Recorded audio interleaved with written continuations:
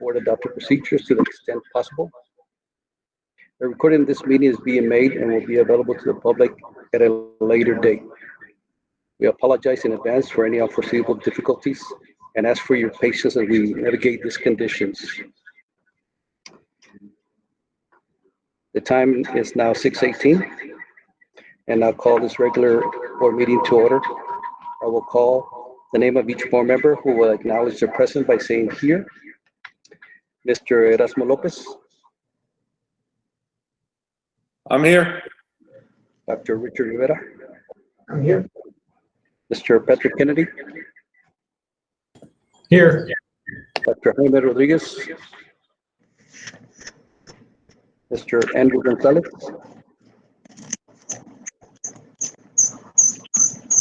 And Coach Dale. Here. Here.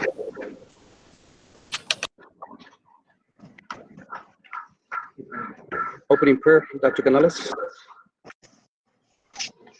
Good evening, Board of Trustees. The opening prayer will be led by Mr. Elias Trevino. Let's bow our heads and let's pray. Heavenly Father, we come before your throne of glory. We honor and thank you for your goodness and your mercy. We thank you for the blessing of life, health, work, and family. You are so good to us, even though we fail you every day in our words and thoughts and action, yet you are faithful to us. We thank you, Lord God, for our superintendent and board members in whom you have placed wisdom and a heart to serve, expecting nothing in return. Continue to give us wisdom. We ask, Lord, that your spirit lead this meeting, that everything that is discussed and agreed upon brings you glory. We ask for strength, peace, and endurance for all of our amazing teachers who are finding new ways to reach our students. These days are not easy, but we find our strength in you. Keep all our students, staff, administrators, board, and community in health and peace. You, Lord, are worthy of all glory and honor. We ask all things in your precious name. Amen. Thank you, Mr. Trevino. Pledge of Allegiance and Texas Pledge, Dr. Canales. Dr. Sergio Garcia will lead us in the pledges. Dr. Garcia. Thank you. Okay, for the Pledge of Allegiance. I pledge allegiance to the flag of the United States of America and to the republic for which it stands, one nation, under God, indivisible, with liberty and justice for all. And now for the Texas Pledge. Honor the Texas flag. I pledge allegiance to thee, Texas, one state under God, one and indivisible. Thank you.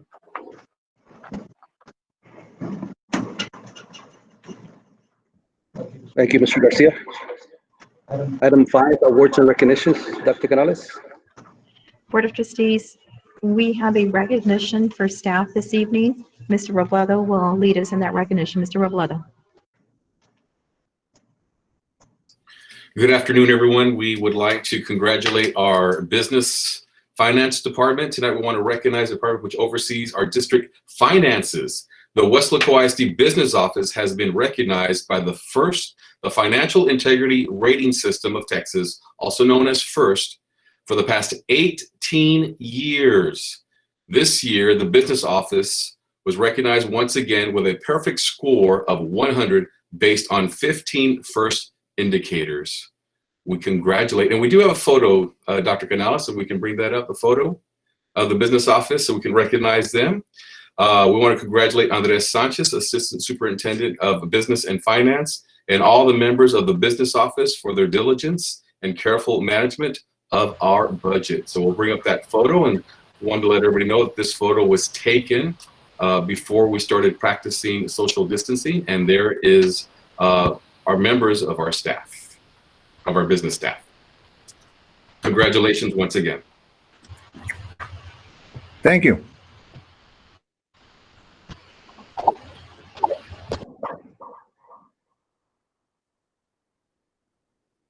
So, Mr. Sanchez, congratulations to yourself and your staff for 100, perfect score. Outstanding. Appreciate it.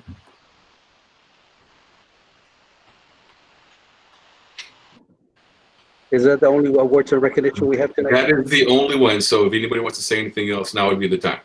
Dr. Rivera, any comments on, for Andres Sanchez and his, As usual, very good job. Thank you. Mr. Kennedy? Andres, please congratulate your staff on behalf of the board. You all are doing a great job, and I think the best thing about what you all are doing is you're helping to give the citizens of Weslaco trust in our finances, and that's a great thing to do for our citizens, so thank you. Dr. Jaime?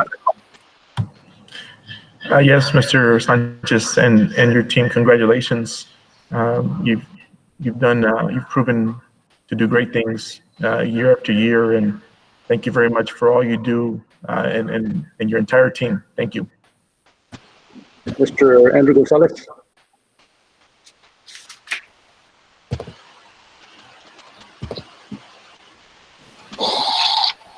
Andres, to you and your staff, again, thank you for all y'all do.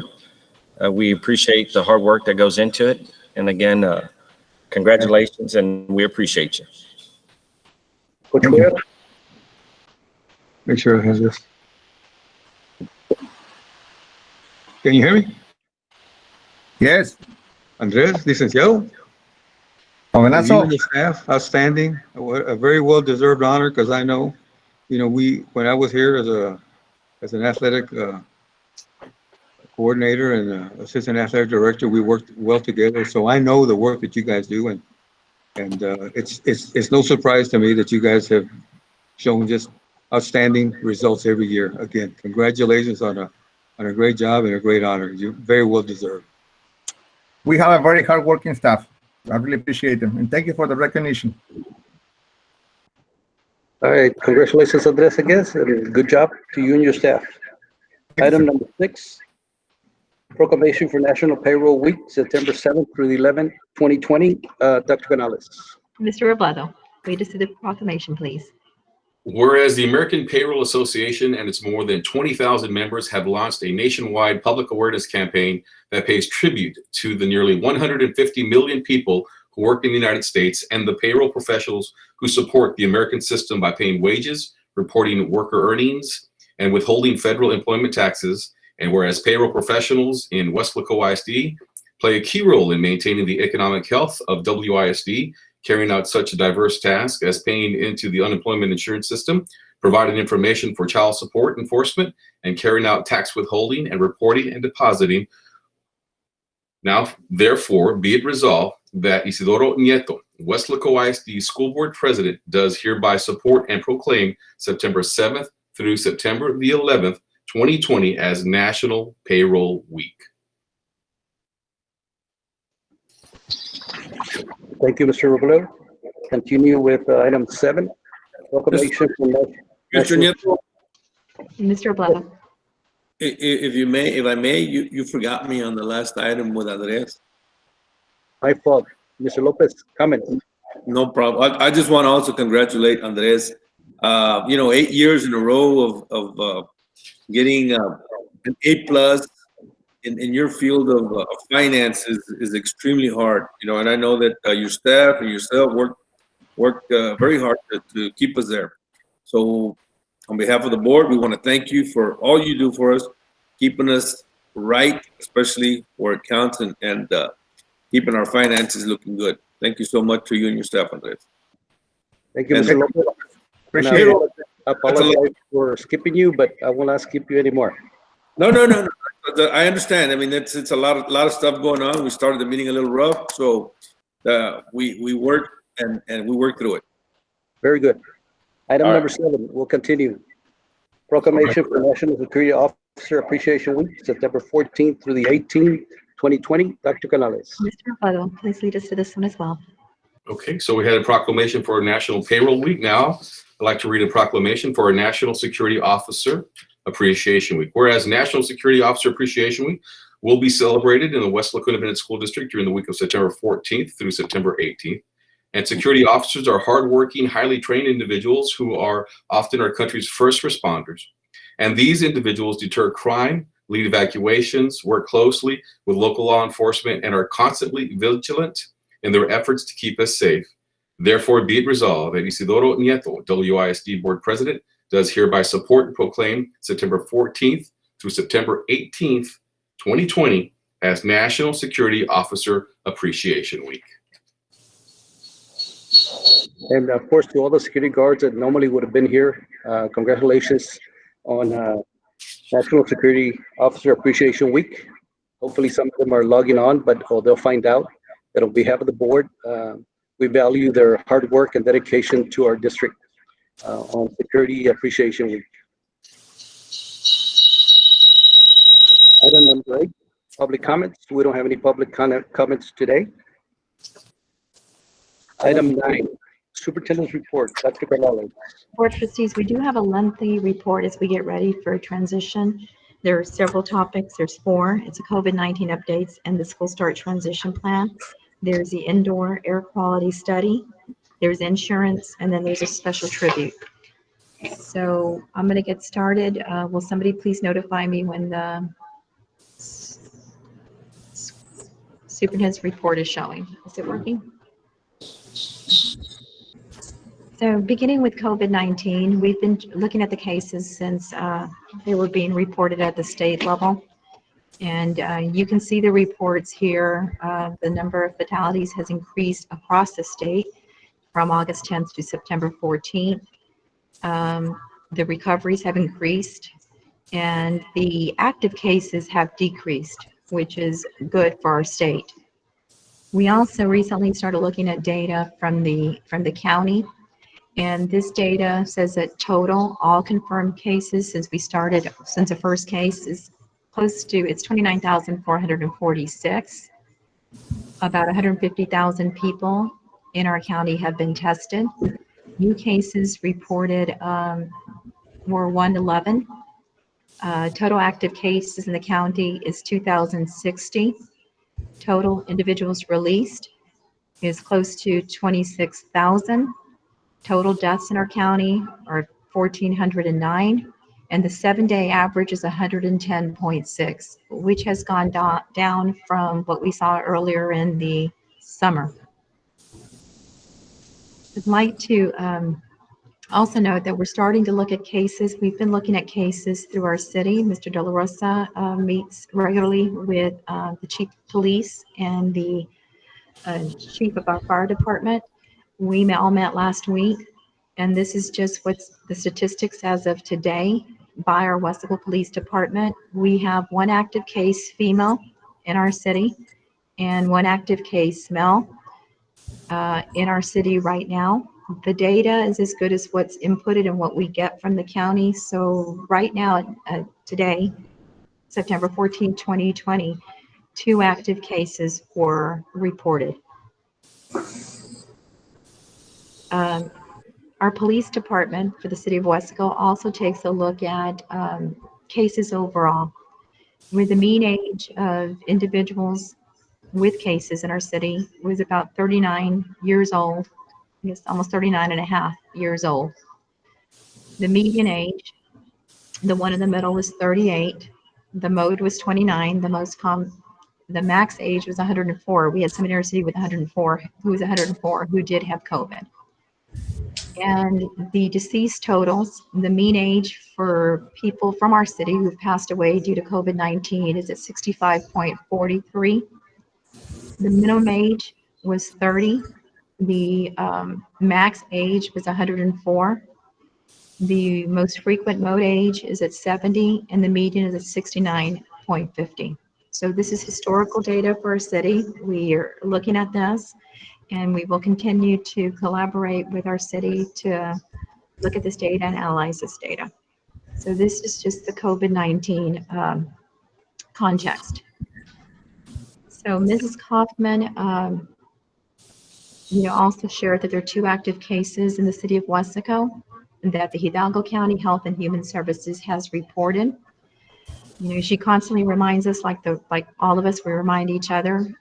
In a meeting last week with Dr. Melendez and Judge Cortez, he just reiterated the importance of us to be committed to wearing our masks, staying 6 feet apart, washing our hands frequently, And those are really, really important, that if we all embrace that, we can stop the spread.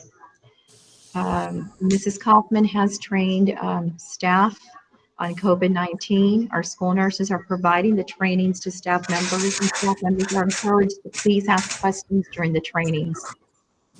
And staff members who have additional questions are encouraged to schedule an individual meeting with school nurses to individually discuss their question concerns regarding COVID-19. We also have some health protocols that have been developed through Mr. De La Rosa's department has developed a book that includes health protocols. And Mr. De La Rosa, are you on? Yes, Dr. Canales. Good afternoon. The section. Dr. Canales, you might want to click the little present icon on your screen. There we go. So these are, good afternoon, Board of Trustees. These are just a few of the protocols that we've developed as required by TEA, recommended and required by the Texas. We took all of these straight from their guidance. We are in the process, actually it's pretty much completed. This is our back to school action plan, which is required to be posted at least 1 week before the start of face-to-face instructions. So that document will give parents and students and staff more information on, of course, things like face coverings that will be required where appropriate. It talks about how each campus does have an RN or an LVN to assist, and they all will play a critical role in COVID-19 issues. And then, of course, responses to COVID-19 cases. So this is just a brief a summation of the processes that we'll be following should there be a positive case reported on campus when we do start face-to-face instruction. But again, the back to school action plan will be a very in-depth plan on this. And I believe some of Mr. Nieto and Dr. Rodriguez are part of the safety committee that has reviewed these protocols as well. Next slide, please. Again, some of the health protocols that we're developing and practicing, as we will. The campus cleaning and disinfecting. Coach Riojas will present a more detailed plan of what we're doing, so I don't want to steal any of his thunder. And of course, the arrival, dismissal, transitions between classes. Again, multiple exit points and entry points will be established. There's already some campuses that are starting to do their traffic flow, if you will, putting down arrows in the hallways. So these are ongoing activities that we're doing to make sure that we're prepared for the first day of face-to-face instruction. And the next slide, please, Dr. Canales. Again, talking about the transition between classes and of course the transportation issue. So we are, based on the survey, we will be developing appropriate routing once we do start to bring kids back into school. So families are encouraged to transport, if possible, students to and from school to avoid the pandemics. However, we do have a wide variety of safety initiatives in place in the buses, such as hand sanitization stations have been installed at all the entrance to the buses. And of course, we do have protocol in place to sanitize the bus after each use. And the next, so this is the disinfecting and protecting presented by Oscar Riojas. But before I move on, I'd like to ask the board if they have any questions on what I just presented. I understand it's a lot of information and we're going through it as quickly as possible, but there is a lot of information that's going to be coming out here very soon. Mr. Lopez, question? I have a comment. Mike and Dr. Canales, what I'm getting feedback from employees is that they haven't gotten or they haven't received any information, and I believe that at that point they're sort of kind of lost and sort of kind of makes them more scared. And I think the lack of information is getting them scared. Has any of this? Or I know this is brand new, but have we been updating our staff as this develops and goes through, or has there been any information? Have you continued with your monthly newsletters, giving anybody information to go forth, or has that stopped? the back to school protocols or back to work protocols was published when employees came back to work back in August. So a lot of this information was already there. Certainly this is more detailed because now the plan is we have to present this to students and parents, again, 1 week before the start face-to-face instructions. But there was a lot of information put out through the return to work protocols. So, encourage any staff members, if they have any questions, they can contact the principal or my office. Mr. Lopez, Sergio Garcia here. Also, at the beginning, we actually put out some narrated PowerPoint presentations that went out to all the staff, and each campus had to provide the roster, all the staff members that received the training, which should have been everybody that. Okay. So I know we campuses. That was one. Yeah, those are the calls that I'm getting. There's actual information coming from central office. Now, if you guys are putting it out and our staff isn't receiving it, maybe we need to find different avenues and to get the information out, newsletters or whatever it is. But I believe that the lack of information is clear, and so we need to make sure that we get it out. However we need, whatever we need to do. Somebody's clicking real bad. That's a good point, Mr. Lopez. I think, Dr. Canales, you can follow up with all the principals to make sure that they provide that information to the staff members. I know they did in August. They had some videos, and hopefully all of them watched it, but have the principal also follow up with their staff at each campus. Okay, thank you. Good points. I didn't hear everything, so but I will follow up with staff to make sure I could hear. I was having problems with my computer. It's coming from Carlos. Dr., any comments on the protocols? Yes, Coach. I agree with Mr. Lopez. I think getting this information out to our employees, our staff, our parents, I think that's probably the one area that I hear about quite a bit, and I agree. I think we just need to make sure we're fully transparent, and make sure that we put out this information. I have seen the website, and the website, the WISD website does have a lot of useful info on there, but we just need to make sure that we do get all this, all these protocols, all these policies out to everyone, to make sure that that everybody's aware of what we're doing, and I think, with these protocols, it's one thing to put these out there, but I also want to make sure that, everybody's on board with following through with these procedures and protocols, and, we need to make sure that it's a team effort, and it's not just,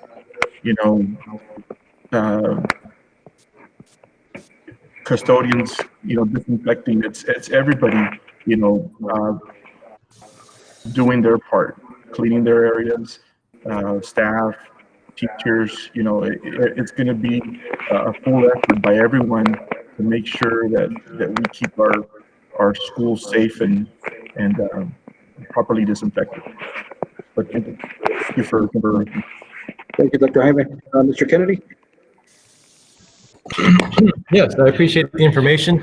I do want to share a couple of suggestions that I have is, I think it'd be a good idea for the campuses, and I know that each school has a Facebook page or some kind of social media page. I think it'd be great if the principals or whoever's managing those social media pages can take a photo and show the parents what the classrooms are going to look like.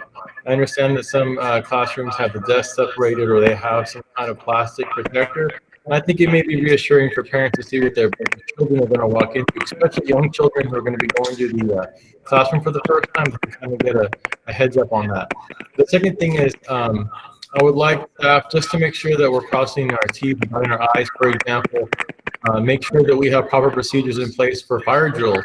Say, that's a time where you're going to have a mass exodus of children at one time, and I think fire drills are mandated by state law. So make sure that we have proper procedures in place for things like that. I imagine that we're still going to have to drill with fire drills, and it'd be better to have that in place before the time comes up. So things like that. But I appreciate the staff is working on these type of things. Thank you, Mr. Kennedy. Dr. Rivera? Just monitor your plan.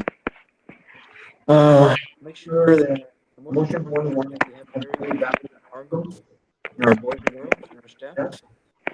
So very important that they will feel safe every single day. Monitor. Thank you, Dr. Rivera. Coach Claire? Yes, the convincing part to all this is going to be the visibility of the materials that are supposed to keep us safe, you know. Yet, I understand a lot of campuses, you know, we talk about what we have and disinfect it, but they're not really there. If they're on campus, then they need to be made available so that we don't have any questions as to what we're gonna actually do. I mean, talking about it is one thing, doing it is the other. And I think we're gonna be asked to approve more equipment or sanitizing or protective stuff for this COVID virus. And you know, I'm just not convinced yet that we're really ready for any kind of on-campus stuff in any kind of great numbers. I know a lot of people have already gone back to work, but we don't have the numbers that create the problems with the infection. So it's a big challenge, you know, and I understand this, but as long as that thing is out there, we need to be very, very cautious about everything that we do and how we approach this. Because back in March, I remember talking about what we were going to do if someone in the county tested positive. Well, that became a reality, and since then we have close to 30,000 now and 1,400 deaths, and it's still out there. So I'm very, very cautious about that. Thank you, Coach, for the information there. Mr. Gonzalez? Yes, Mike, thank you for the information you provided for us this evening. Again, I think most of the board members have pretty much shared their concern about us following these protocols. So, you know, I know it's your staff and everybody working together that we need to come together so that we know that our schools are safe, our staff is safe, our kids are safe. So please make sure that everybody's well aware of these protocols, parents especially. You know, they will be sending their babies. I, for one, will be sending my babies back. And so let's make sure that we're all on the same page and help one another. Thank you. Thank you. Mr. Lopez, if I may interrupt just a second.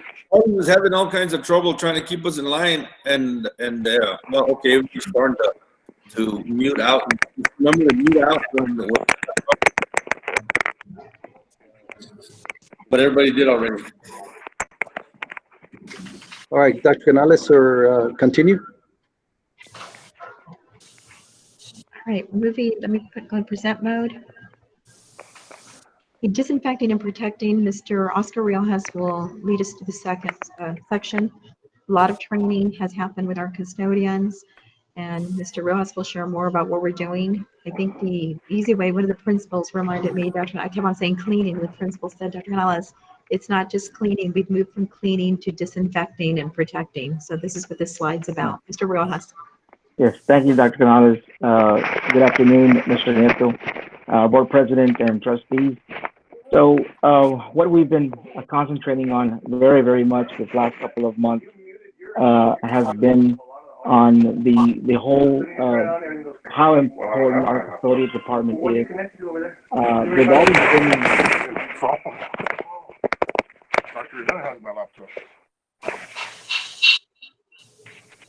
they've always been extremely important. One of the messages that I've always shared with our custodians since we've started working with our department is the significance that they carry on every single day, on a daily basis. And so the message from when we started meeting to now has been you know, that your significance has just been elevated to a total different level. And so I try to be extremely positive with our custodians every single day because what they do is so important. And so our new motto for the year is welcome to a new level of clean. And so what I'm going to share with you just a very brief. There's a lot more that we are preparing, or we are preparing to put out there in the welcome back plan for the school district. But right now, I just wanted to focus on a couple of things on just what you will see and what our staff can expect. And one is our routine cleaning of our campuses and disinfecting. Some of the trainings that we've done have been just friendly reminders to our custodians on the difference, or not the difference, but reminders on cleaning, sanitizing, and disinfecting, and how each one is its own entity, its own body, and how every single one has to be done efficiently and effectively on a daily basis. And so those trainings have taken place for our custodians. And so each classroom and restroom will be cleaned and disinfected by our custodial staff routinely. All high-touch areas, your door handles, your work area, phones, light switches, desks, high-touch devices such as computers or tablets are all going to be disinfected on a daily basis routinely, and everything using an EPA-certified product. You know, we want to ensure that the disinfectant products are not used near children or stored securely away from our children, especially for the little one. Custodial will clean and disinfect, our censored water filling stations. We have water filling stations that we've installed throughout the district. Some schools have more than others. We're slowly progressing and getting to all the schools and adding censored water filling stations for our students to use. And so I think as of today, all the schools should have at least one or two. And again, the process is continuing, and we're moving towards adding more and more as the year progresses. Still, our staff will have access to disinfecting items to sanitize working surfaces, shared objects, and high-touch areas after use during breaks and instruction. And, like Coach Cuellar echoed or mentioned right now, that maybe some of these items are not out yet. We have provided all these items for every single campus and have been there for a couple of months now. One of the things that I like to always share to principals when they do call our office is we have plenty of supplies in our warehouse. If you need it, please call us. We want to get it to you as soon as possible. And so we will definitely, Coach Cuellar, definitely get with our principals and make sure that we have what we need in place for when our teachers and students come back on the first day. On our restrooms, again, restroom sinks and stalls, we have to meet social distancing requirements of at least 6 feet apart. And so we will be preparing as we get closer to introducing our students to our schools. We will have that taken care of. Increased disinfecting by custodial staff will occur throughout the school day. Again, it's very repetitious, but that's part of what our custodians are working on a daily basis. And then we're going to have signage throughout the school where staff and students must wash their hands with soap and water prior to exiting the restrooms. Those are all CDC guidelines, CDC requirements. We will start having those signs up. If they're not already up, we have provided them to our principals as well. We will start making sure that those are up as well. And those are all part of what the CDC requires. All restrooms, like I mentioned, must have hand washing signs with visuals indicating proper hand washing techniques, and social distancing signs should be displayed to consistently reinforce this practice. And so that's also, again, we're following the guidelines. We will start seeing these signs. Also, we have instructed our custodians that another level of security or sense of cleanliness for our staff is we will also have a visible log of daily cleaning of our facilities by bathrooms, by classrooms, all of which to just help give our teachers and our staff a sense of safety, at least, as much as we can. The last two bullets are again on the trainings that we've done for our custodians. We have done the custodial on cleaning, sanitizing, disinfecting, and we've also done routine expectation, things of that nature that we want from our custodians to be really, really concentrating on a daily basis. I want to also mention that I'm really, really proud. Dr. Canales, can we skip to the next slide, please? Next slide. Can we move to the next slide, Dr. Canales? Uno más.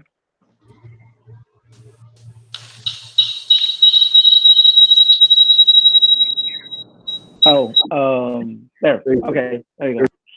So, in a nutshell, I wanted to just take this brief moment to just take the opportunity to just say thank you to our custodial department.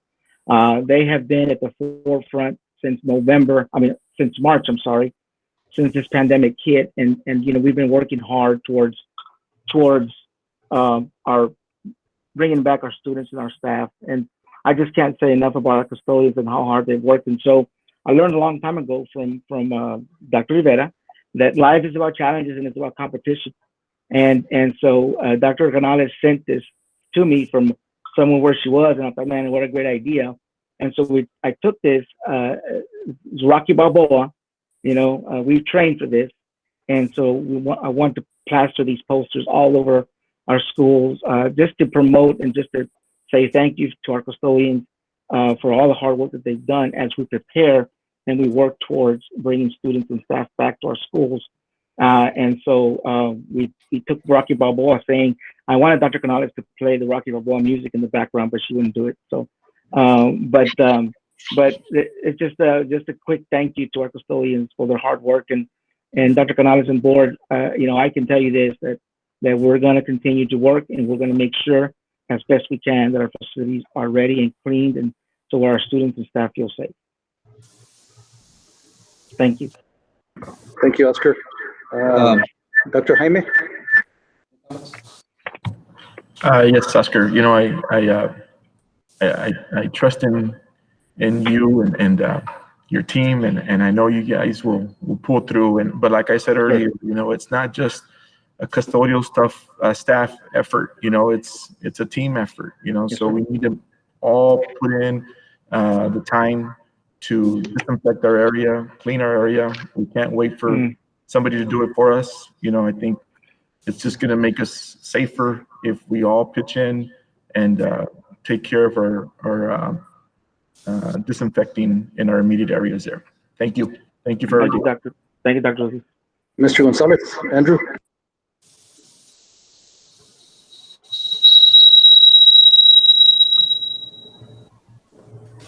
Yeah, Coach, again, thank you and all the training that the staff has gone through to protect our kids and our staff. And again, I know it's a little bit of reiteration here, but we just can't say enough thanks to all our custodial staff and to you to lead that group. Let's just make sure that we're all together on this and we're all working side by side, no matter what the title is. Thanks, Coach. Yes, sir. Thank you, sir. Mr. Lopez? Yes, Coach, thank you so much for the presentation, and that little poster you put up there. It really, I think those need to be put up all over the school. and I know that you're saying custodial staff, but to beat this pandemic or to get through this, and like Dr. Rodriguez said, it's going to take everybody. This COVID has touched everybody and or affected everybody in one way or another. And I believe even our kids are more knowledgeable now, yet they still need more reinforcing, more strengthening.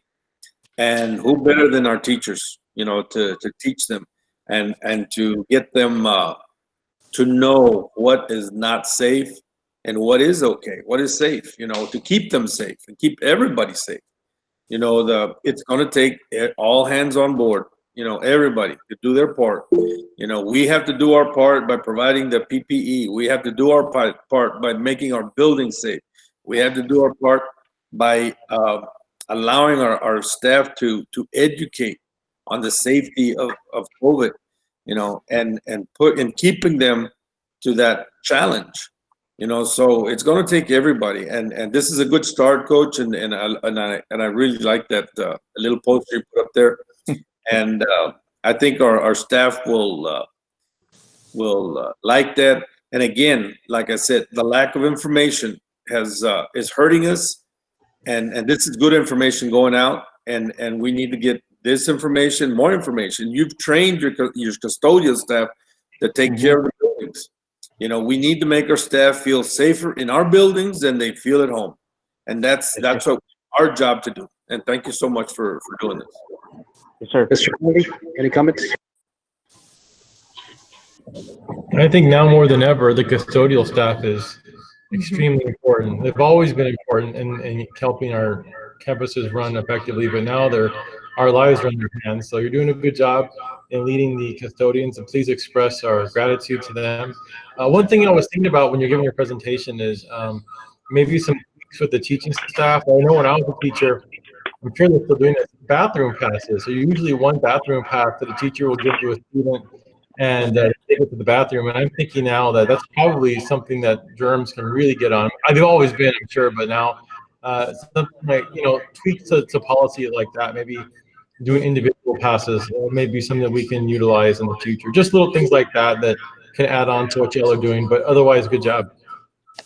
Yes, sir. Thank Thank you, you. Mr. Kennedy. Coach Cuellar, comments? Yes. You know, Oscar, Yes, sir, Coach. the protocol that we've used before when using facilities, when we knew that there were situations that needed serious attention, where any object that was touched or used was being sanitized by someone after its use. Yes, sir. You know what I'm talking about? Yes, sir. There are places that you go to, and as soon as you walk in, you're given a cart with somebody sanitizing anything that is being touched. Is that the routine you're talking about? Because we're asking a lot of our custodians, because I know they're very limited in numbers, and they can't be everywhere all the time. So the approach to this, and Dr. Jaime and Andrew will remember the little quote we had, that if better is possible, then good is not enough. But we're dealing with something that's very, very serious here, and I don't think we can be overly cautious. I think, I know that we don't want to have to look back and say, you know what, we should have, could have, and we didn't. So I'm speaking on behalf of a lot of people, and I know I'm asking a lot, but we have a lot at stake. So we need to look at every possible way to keep everyone safe, the way we're talking about keeping them safe. Not talk about it, but do it. Yes, sir. Thank you, Coach Cuellar. Dr. Rivera, final Thank you, Coach. Yeah, very quickly. We face a big challenge, and we need to make sure that everyone has the equipment, supplies that's needed. We're all in this together, and every single person in the district, from the superintendent, the board, superintendent, everyone is important, and everyone will be part of making that puzzle complete. So again, let's focus on that. We're all together. Thank you, Dr. Rivera. Dr. Canales or Mr. Rojas, continue. And for the next slide, Board of Trustees, we've been asked, so what are we going to do when employees have concerns about COVID, and what do we follow? So Ms. Segura is going to present the flow charts from TASB on the steps we take in response to employee exposure and to looking at FFCRA leave administration, and there's two other charts. Mrs. Segura?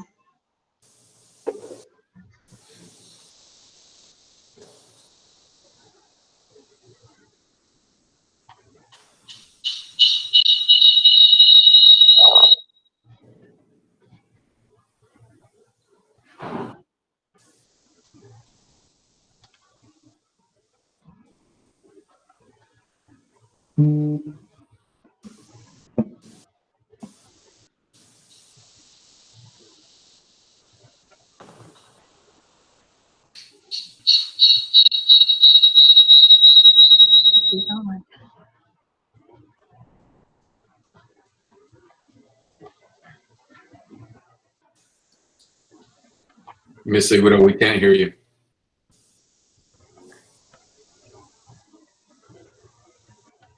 Anybody here?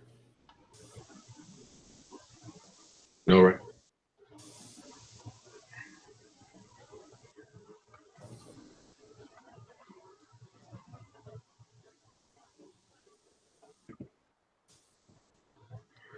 I would suggest log on and log back on.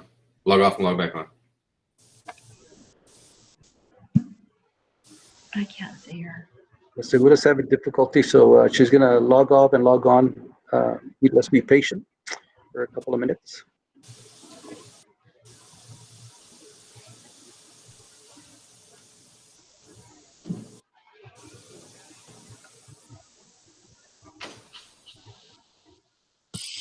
Okay, can you hear me now? Yes. Okay, wonderful.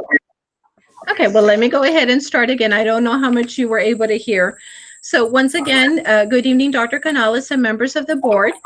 As we continue to plan and prepare to bring staff back into the workplace and the gradual phase-in of students, we have continued to receive several questions from staff regarding administering their leave, the possibility of continuing to work remotely from home, concerns regarding workplace safety, and what to do when an employee is diagnosed or exposed with COVID-19.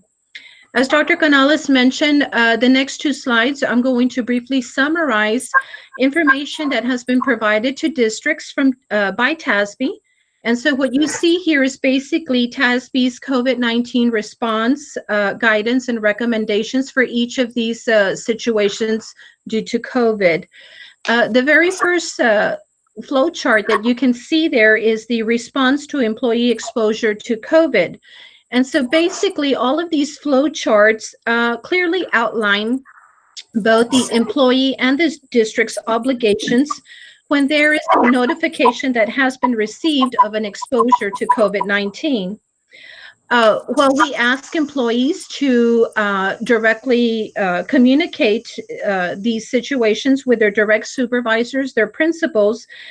We do work directly with the employee. Mr. De La Rosa's department, risk management, and the HR department do work hand in hand with each of these cases on a case-by-case basis.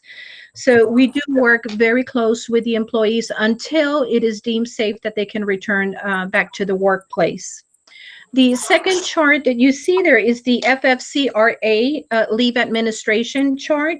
And basically, once again, that outlines both the employee and the district's obligations whenever an employee formally requests or applies for leave under the Family First Coronavirus Response Act, and eligibility has been determined. So it clearly outlines what should happen, and it answers a lot of these common questions. Dr. Canales, if you can go ahead to the next slide. Okay, and once that we have determined eligibility, then we move on to determining if there's any work arrangements that can be made from the request. And this flow chart clearly outlines what is available to employees and to the district for such request. And the final slide is basically a response to employees exhibiting symptoms or a official diagnosis of COVID-19 is reported. And this flow chart basically outlines, once again, the employee's obligation to report and the district's obligation on moving forward with next steps. And as I mentioned, in all of these 4 different scenarios, the employee reports to their supervisor, but then after that works very close with HR risk management just to make sure that we keep all of their medical information confidential. We take them on a case-by-case, situation as they're coming. We're getting closer to the 28th, and we see more concerns coming up. And so we have placed these flow charts that answer most of the employee questions on our HR webpage. As Mr. Lopez mentioned, employees need as much information as possible, and the key to successfully transitioning back into the workplace is going to be communication. And so I agree with Mr. Lopez. We're going to have to continue blasting these resources and information. So for that reason, I invite you, the board, and any employee that is viewing this meeting tonight to please visit our HR webpage. We do have a great amount of COVID resources available and material. I have placed these 4 flow charts on our webpage as well, so that employees, if they have questions, or any administrator, they can go and seek the answer, or they can, reach out, contact us, and we have been helping principals every day with each of these concerns or scenarios that occur at their campus. Aside from COVID information, you can also find a tremendous amount of resources on our HR webpage. With the help of Ms. Norma Brewer and her support services staff, they have developed an employee wellness program, linking important mental health resource information for employees during COVID crisis, and that can be found there. Mr. Lopez, we intend to distribute that information directly to each employee sometime this week, directly via email, district email. We will also present to principals at their principals meeting this week to please direct staff where they can find this information, and that it is available to them, along with COVID-19 Q&A, questions and answers that have been coming to our department. We have been posting on our website. Hopefully, if other employees have the same questions, they can find the answer. If not, they're always welcome to reach out. Do we have any questions from the board? Dr. Canales, I would recommend you provide this information to the principals, since the principals are working with their staff members in case they have any questions. Instead of having to look at the HR website, the principals need to have this flow charts there at their campus. However you can get it to the principals. Yeah, we do have a regular principals meeting weekly, so this can be on the agenda for the meeting this week. And it's, yeah, our website has been redesigned to make it easy for our parents and our staff to just click some cards to access, but the communication is also key. So as Ms. Iguita mentioned, we will include this on the principals meeting this week. Okay. Dr. Rivera, any comments? No. Again, I mentioned the plan. It's a good plan, and just continue to monitor to ensure that everything runs according to schedule. Yeah, just,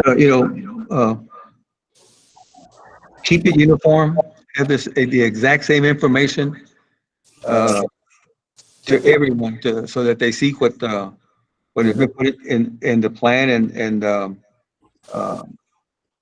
I'm a firm believer that if you want consistency, then take what you give your principals to take back to their campuses, to share the exact same thing, so that there's no misinterpretation or misunderstanding of what's expected or what's going to be done.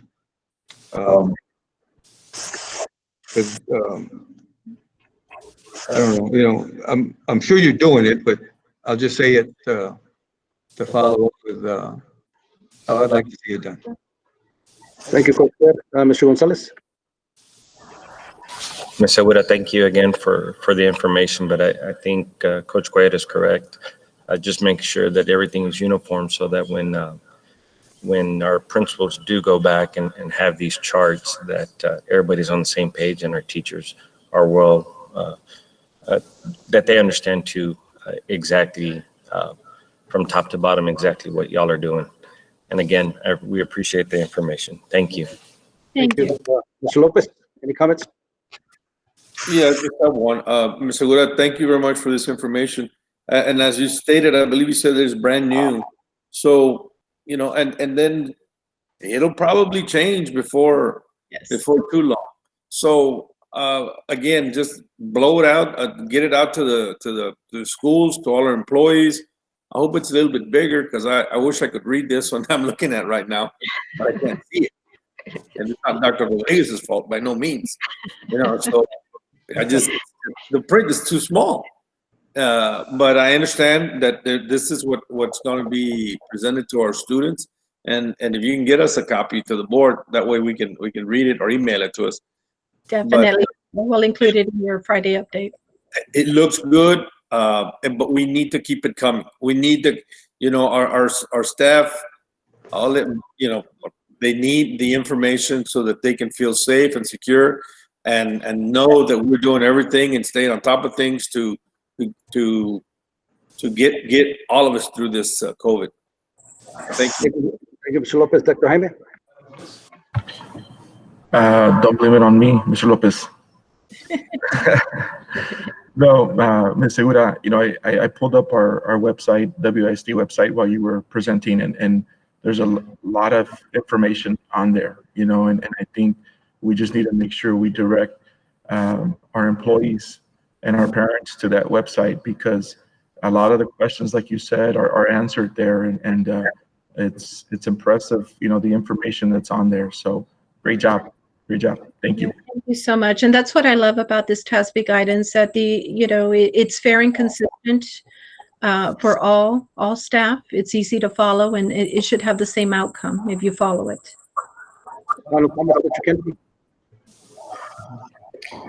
Something I may like to see, and I don't know if it's on the website already, but perhaps we could put on the main website frequently asked questions, like maybe get the 10 most questions asked by parents and staff, and put the links to them and the answers. That way it's a quick resource. Because the one good thing is we have a lot of information, but the one bad thing is we have a lot of information, and sometimes too much information is no information. You know, it's information overload. So maybe a quick FAQ page would be good, but everything is good. And no, I don't have other comments other than that. Thank you, Mr. Kennedy, and thank you, of course, to all the board members. Dr. Canales, continue or? It's continue. Okay. It's continue. So this is a long presentation as we come to the close to the end of our first 4 weeks of school. So this is Board of Trustees. This is a transition planning and submission timeline. We will be asking for a special called board meeting the week of September 21st to approve a transition plan that requires your approval, Board of Trustees, so that we can submit it to the Texas Education Agency. And it is a process, and it's a quick process. We, everything from our parent surveys, again, about preferences, to staff surveys about safety and how we can help our staff feel more safety, more safe at work, to our district advisory committee feedback, to principals going back to teachers and staff for feedback, and then finally Board of Trustees, where we come to you on that week of September 21st. So the next section is about the transition plan. I want to just remind everyone that the choice to send children to campus or to keep children at home remains with the parent all year long. And TEA does require our Board of Trustees to approve a waiver for a second 4th week transition period. And transition is the key word. So as we start on that, we started on Friday with a parent survey for learning preferences, and these are pretty much the trends. I'd like to thank Julie Kelly, Carlos, Mr. Martinez, and Mr. Aguilar and Mrs. Peterson worked on putting these numbers together. We had a survey for parents, a tight window, it's still open, that went out on September 11th to today. We had 7,800 students respond to it. You can see the percentage choosing a school and hybrid for the high schools. On campus is 32%, 32% of that 7,800, and 68% want to remain at home. On the top table, you can see the same information that was gathered from parents as part of the our new online registration system that we got going. So it's pretty much the same, even though we don't have all the respondents, the percentages pretty much mirror each other. So it's just for information. So basically 67% of our students, our parents want them to stay home or with remote learning, synchronous and asynchronous, and 32 and 33% want them on campus. The next slide, Board of Trustees, you asked us during the last meeting how many teachers are working on campus. Our assistant superintendents of education and school leadership send this out to our principals. This gives you the percentage. We have a high of 50% at Kleckler Held. We're about 25 teachers by choice. We allow teachers the first 4 weeks to go to campus if they selected to do so. So about 50%, 25 teachers at Kleckler Held. We also had 38% of teachers going to campus to lead remote learning at Margot Elementary. And we had at Silva Elementary 47% of teachers going to campus to lead learning. So that's the information, Board of Trustees, that you had asked for. It was a quick turnaround time. I'd like to thank Mr. Aguilar, Mrs. Peterson, and our principals for getting that information to us.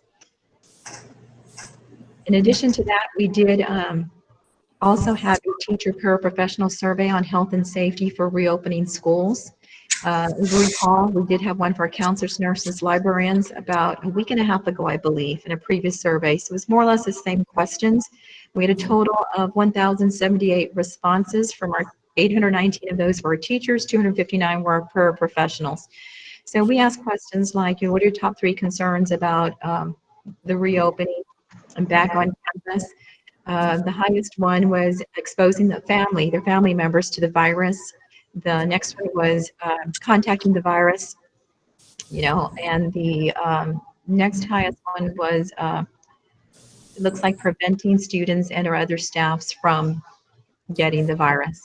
We asked our teachers from these respondents, are you satisfied with the safety protocols that are in place at your campus? And we asked them to go to the Weslaco ISD 2020 Return to Work Guide. Some of that information was highlighted when Mr. De La Rosa presented earlier. And satisfaction, 58.8, 59% are satisfied, and 41.2 said that they weren't satisfied. In other words, we have some work to do. So we did ask them if they about discussing health concerns with their principal and or the director, and 88% are very comfortable talking about COVID with their principal and or director. We asked them about the supplies. We had a list of supplies that we would be providing for teachers in their classroom, and if they were satisfied with supplies, were they adequate? 67.7% said yes, 32.3% said no. Each of these questions came through responses, and we thank our teachers and our paraprofessionals for giving us the responses. And there are quite a number of responses. Most of them had more than 500 responses that we have to sort through and look for patterns as we continue to plan for that transition plan that we need to submit to the Texas Education Agency. So we'll be looking through those responses in the next few days. So with that in mind, we do have the elementary transition plan, the middle school transition plan, and the high school transition plan. These are first drafts. These serve as springboards for all the other items we have to do in that timeline. So Mr. Buttimer is going to highlight the elementary transition plan. Thank him and all the elementary principals for working together to think through that plan about what it would look like to submit to TA. Again, it still needs to go through several steps in the process, from DAC to the Teachers of the Year to principals meeting with their teachers and staff and getting feedback, and parents. So Mr. Buttimer. Good evening, Dr. Canales and Mr. Nieto and board. As Dr. Canales just said, this is an initial, right? This is our baseline as we get started. But all the presentations this evening lead to this portion, which is us bringing our staff and bringing our students back on campus. So now here is the elementary transition. And again, it's the initial as we start. Our first goal is to get all staff on campus. And that's what we had initially set forth, to have teachers on campus beginning September 28th with instruction. But now we have a phased in portion for our students. So we want to look, and we set up 3 groups coming in the week, or what we call week 5, which is September 28th. The first group of students that we're looking at is our students that are suffering from some poor connectivity or may have some trouble with their devices.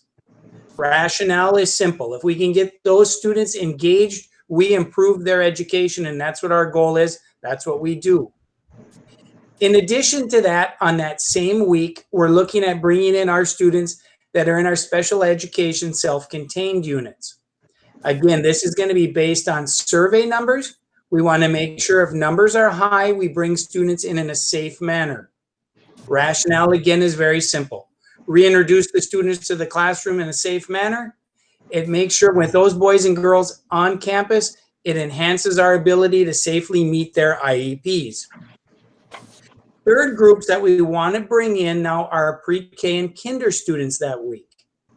In addition to that, in an effort to help the community and our families, if students have siblings, they are also welcome into the building, even if they come from upper grade levels at the elementary level.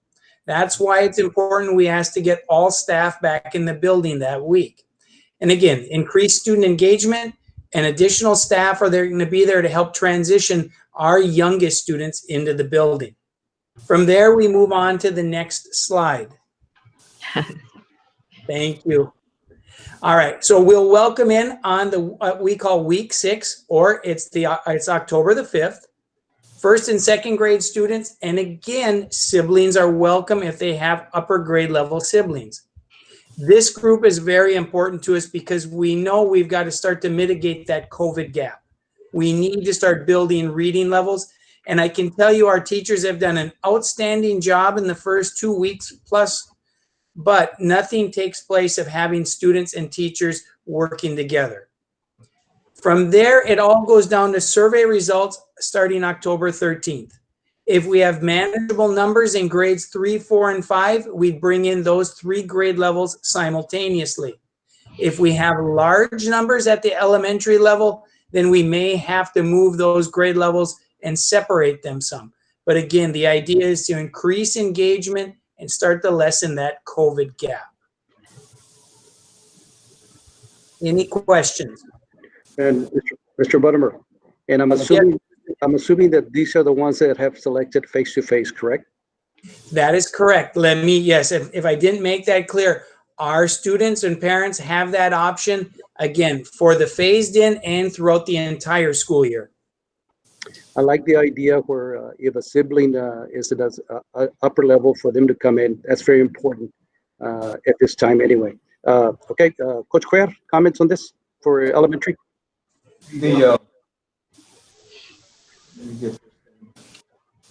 Okay. Now, this is a transition that has been decided on, or is this something that is still questionable? I mean, is this in concrete? Is it written in concrete, or are we still thinking about this? It's a working plan. It's a working plan, Coach Cuellar. Yeah. No, yeah, this is going an through some initial stuff phase. in my mind, you know. What kind of number are we looking at when we transition into this? Right now, I can tell you, it looked like we were running about 31, 32% over most of the elementary schools, I think, today. And I think that number seemed to hold throughout the entire district.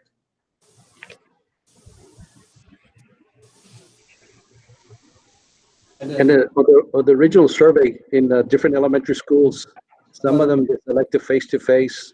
For example, there's 81, 71, 87, 57, 91 students at different elementaries that selected face-to-face. Of course, some of them selected hybrid. So that's where Mr. Butterman was saying, if there's a big number, then they'll work with those numbers to make sure that we don't have as many students in that particular campus. Correct, Mr. Butterman? That's correct, Mr. Nieto. And again, we're monitoring those numbers. I think all of us were throughout the entire day, even right up till 5 o'clock. I know I was following mine. Okay. Mr. Gonzalez, will you finish? Well, no, I just you know, excuse my apparent lack of ignorance, but I'm just reading this stuff because it's hard to hear for some reason in here, and I just want to know for sure what I'm hearing is the correct thing. So I ask those silly questions sometimes, but there's a reason. There's a rhyme and reason for everything, Mr. Buttermer. So bear with me. We're with you, Coach. Board of Trustees, No problem. so this is just an initial plan. It still needs to go through the process and get feedback from our teachers, from our parents and staff members. So it's going to be a fast process because we need to bring something back to you before the 28th that needs to be approved and submitted to TA if we want the transition. TA is also allowing districts just to, if you don't want if we don't want the transition plan to just start with anybody who, students whose parents choose for them to come to campus.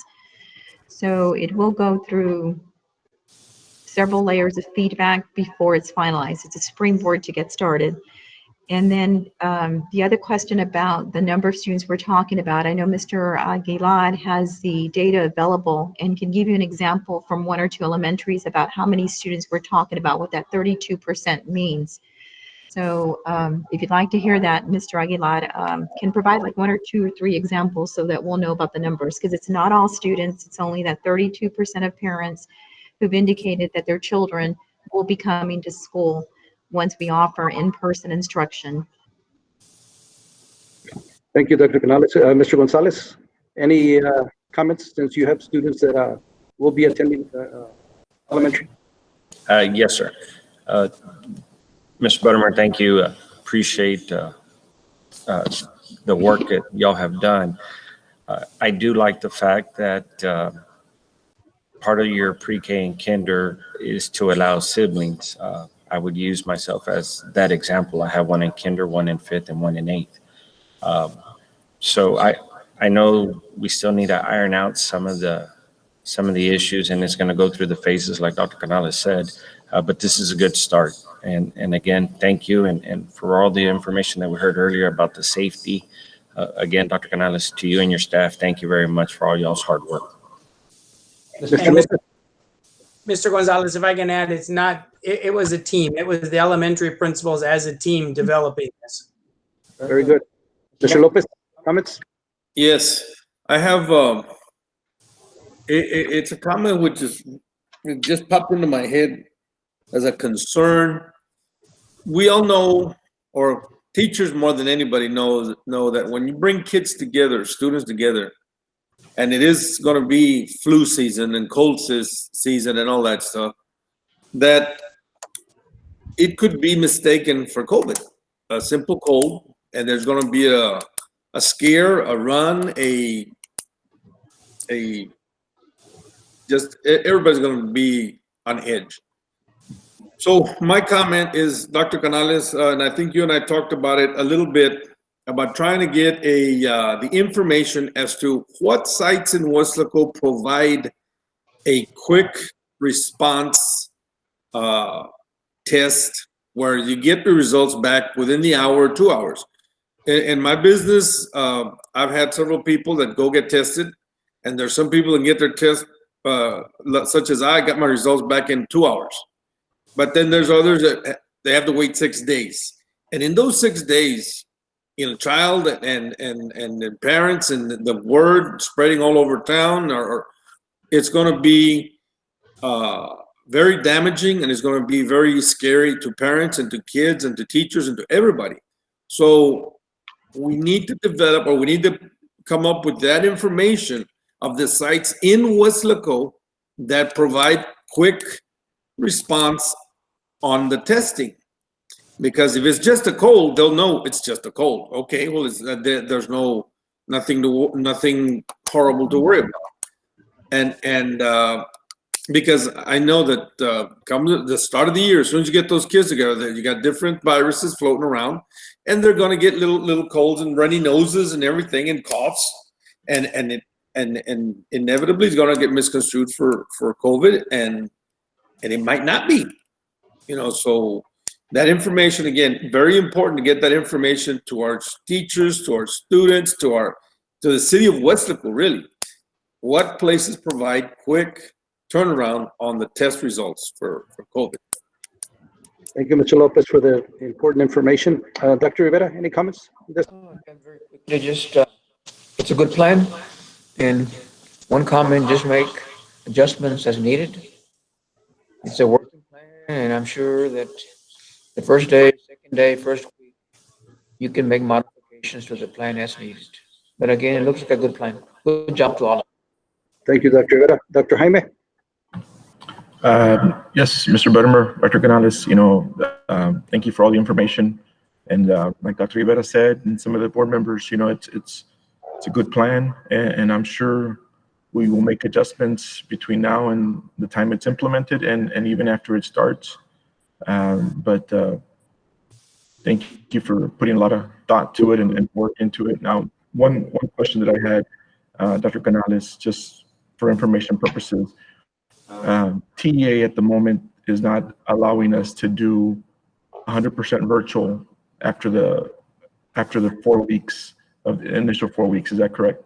That is correct. That is still correct to this date, Dr. Rodriguez.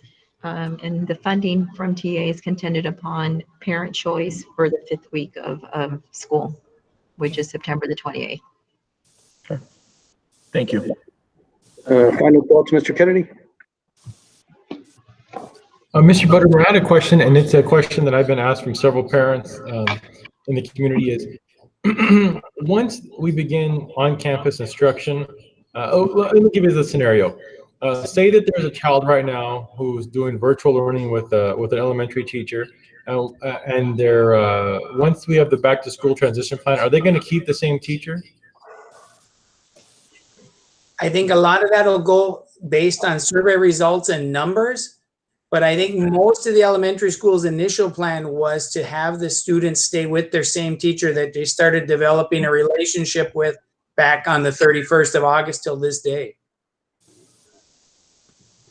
Okay, thank you. Good plan, Mr. Buttermer, and the elementary principals, of course, like you mentioned, Mr. Buttermer, and Dr. Canales, any final comments on this one?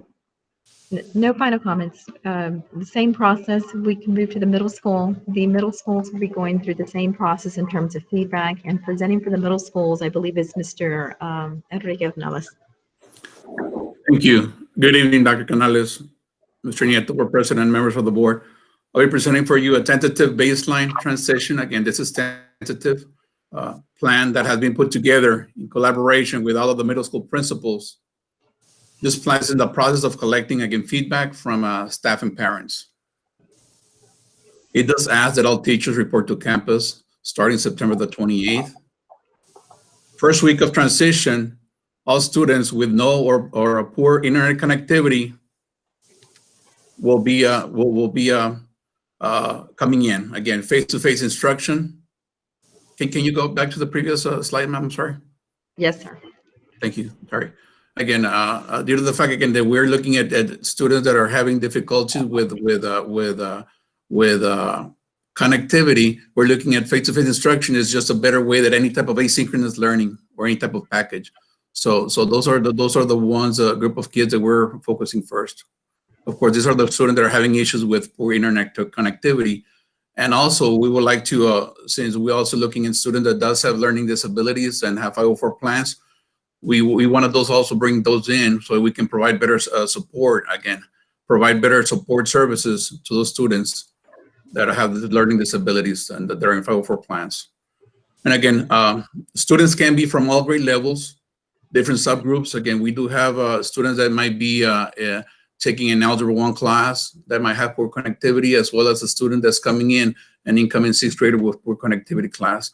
And that's the main reason that we just need all, we were asking for all teachers. Again, that's in our plan to have all teachers coming in September the 28th. Again, that's also in order just to ensure fairness and equity for all students and teachers.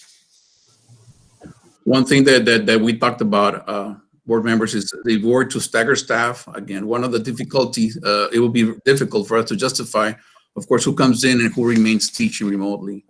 It could affect campus morale, campus climate, learning environment. Those are just things that we were thinking about, again, when we were making these decisions. And this is the way the transition plan will be for middle schools that we're thinking about here, taking it to our faculty and parents. For week 5, we're looking at again, going through the suggestion of TA, students that have no or poor internet connectivity. Week 6 will be students with learning disabilities or that have 504 plans. That will be the first 2 weeks. Next slide, please. Then we're looking at October the 13th. These are students, these are, again, another suggestion from TA. These are 6th grade students.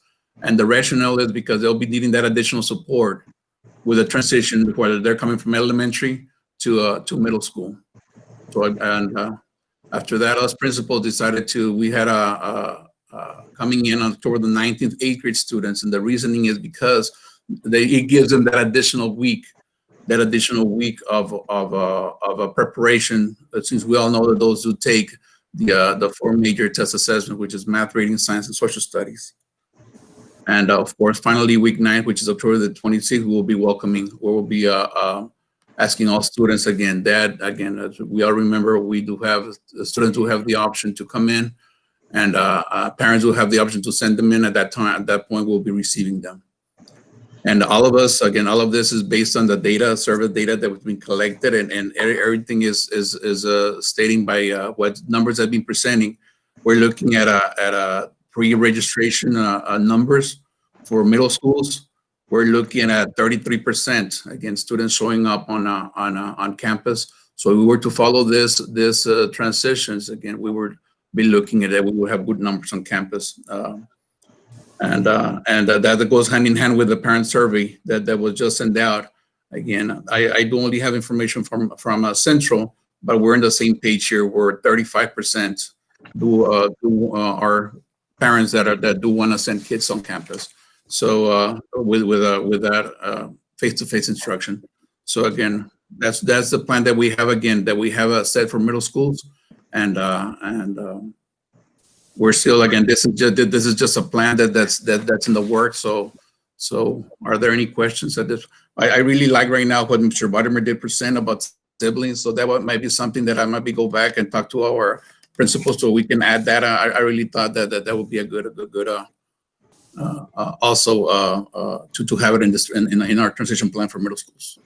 I think that's a good plan, Mr. Ornelas, and middle school principals, especially bringing grade levels with certain weeks, and of course bringing in the special ed and students that have connectivity problems. Very important. I'll start with Mr. Lopez. Any questions, Mr. Lopez? And you have 3 mics on the podium. I don't know if that's causing all the feedback y'all are getting up there. So, but Mr. Ornelas, that's a very good plan, and I like you put a lot of thought into the part of bringing everybody back due to making to keep the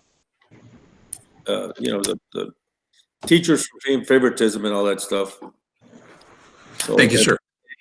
That's a very good plan, and I like it. Okay, thank you. I'm Dr. Jaime. Just real quick, thank you, Mr. Ornelas. I know this plan is still fluid, and we're still working out all the details on it, and I look forward to the feedback that you get from other staff members. But thank you very much.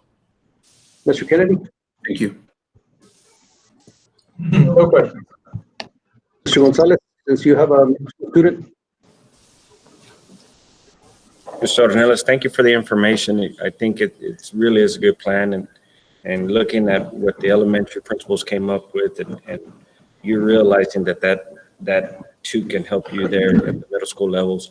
But again, it's a great plan, and let's just stay safe and work hard and work together to get through this. Thank you, Mr. Gonzalez. Coach Guerra? I agree with everything that's there in terms of what's important and the rationale and everything. But when we talk about all, are we talking about all right now, or are we is this the transition that I'm seeing with week 7, week 8, and week 9 and so forth? Dr. Canales? Is my mic on? Yes, it is. So I heard the question as, when we talk, are we transitioning the students by the weeks? Is that correct? Or when you mentioned about when we talk about all? I'm still having a hard time hearing anything, but just reading what I was reading, when I see all, I just see that. Go back to where it says why all teachers need to report to work on the 28th.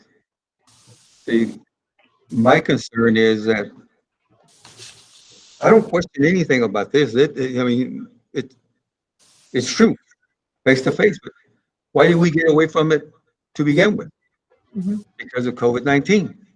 COVID-19 is still a problem. It's out there, and if we jump the gun on this thing, then we're gonna have to go back to square one and start all over again, because we're having to isolate and quarantine, whatever the case may be. So, and then again, you know, I've been of the understanding that teachers and students were given a choice of how they wanted to do this, and I've always believed that good students will be good students and good teachers will be good teachers, and they'll get it done one way or the other. Just let's approach this thing, you know, very, very cautiously. And there's no question that we do have to go back, but let's go back when it's really, really time to go back and safe for everyone. Good comment, Coach Cuellar. Thank you. Dr. Rivera, final comments? Yeah, it's a tough call to get everyone back on September 20th. It's a tough call to make because of safety, students, staff, everyone. All I'm saying is just Dr. Canales monitor this daily, see how it's working, and if you see something not working with our staff being there and anyone getting sick, just call timeout and then come to the board for us to review and discuss. Thank you. We're in a different world. We've done this before. This kind of issues, kind of problem that we have. So it's going to take careful planning, consideration, and studying this very, very carefully. And I know you and the staff will do it. Thank you, Dr. Rivera. Thank you, Dr. Rivera. Middle school principals. Is that the last of the? One more, the high school. High school. No, the high school is. We have Dr. David Gamboa presenting for the high school. Dr. Gamboa. Good evening, Dr. Canales, Mr. Nieto, and members of the board. One of the benefits that the high school have is that we have the opportunity to implement a hybrid option. Currently, our students have the opportunity to select two different types of learning plans, which is a hybrid and the remote. What the hybrid will do is that it will allow us to divide the students who selected the hybrid options into two different groups. One to be present in class 2 days a week, and the other one to attend class virtually 3 days a week. Okay, so what that means is that we are expecting all our students to be engaged pretty much every single day. We're calling that on a co-seating basis. What that means is that students have the opportunity to be present in the classroom while the teacher is teaching or is lecturing, and the students that are at home have the opportunity to log on and participate at the same time and simultaneously in a synchronous level with the class so that they can go ahead and participate and work together. Okay, so the way we're going to be doing that is that we're going to go ahead and be dividing the students that have selected the hybrid plan by surname, so pretty much by last name. So half will be divided into group A, and half will be divided into group B. Can you transition to the next slide, please, Dr. Canales? So the way as we transition and phase in the hybrid option, especially during week 5, we're going to start implementing students or bringing back students from that selected the hybrid option who are students that are having connectivity issues or having hardware related issues. Also, we're going to start bringing in students who are taking a CTE class that require some kind of face-to-face contact with the teachers. Also, our special education students or our 504 students who need those related services, so that we can go ahead and be abiding by the IEP, and also our students who will be testing or ELC retesters in December, and also our EL learners. We got to make sure that we provide these students the opportunities to get that necessary assistance so that we can go ahead and minimize or reduce or possibly even eliminate that COVID gap that has existed pretty much since March. So we got to make sure that we focus on those particular groups of students for week 5. Now, week six, we're going to go ahead and focus on our dual enrollment students or on-ramp students who are currently taking classes with STC, UTRGV, or even UT Austin, and also our advanced placement students who will be who need that extra type of assistance so that they can start working, so that we can go ahead and prepare them so that they can be able to meet the challenges that those dual enrollment classes have, or the on-ramp class has, or the AP classes have.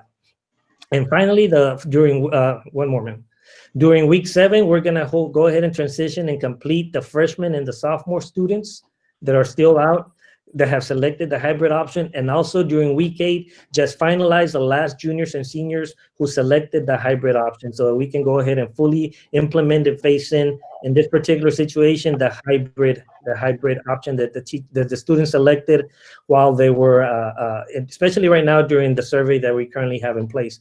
We did set out the survey to go out on September 11th, and just like pretty much like all my other colleagues, we are pretty much in the same setting. We have been discussing it with the high school principals, and as of right now, we're looking at approximately between 30 and 35% of students that have selected this particular option. And again, Dr. Gamboa, that's a good plan. My concern with the high schools because of so many students.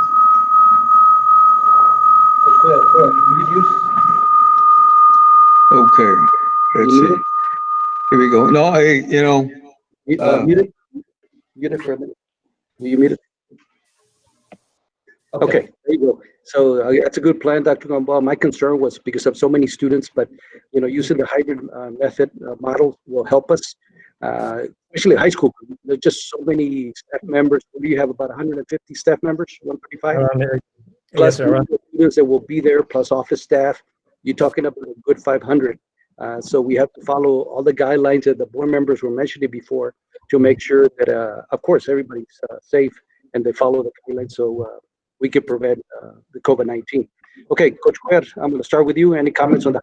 Okay. Now, to everyone concerned, I commend everybody's hard work and understand, that this whole situation is not has not been an easy one, and we do have to go forward. And I understand all these things that just so that you get a better understanding of where I'm going with everything is that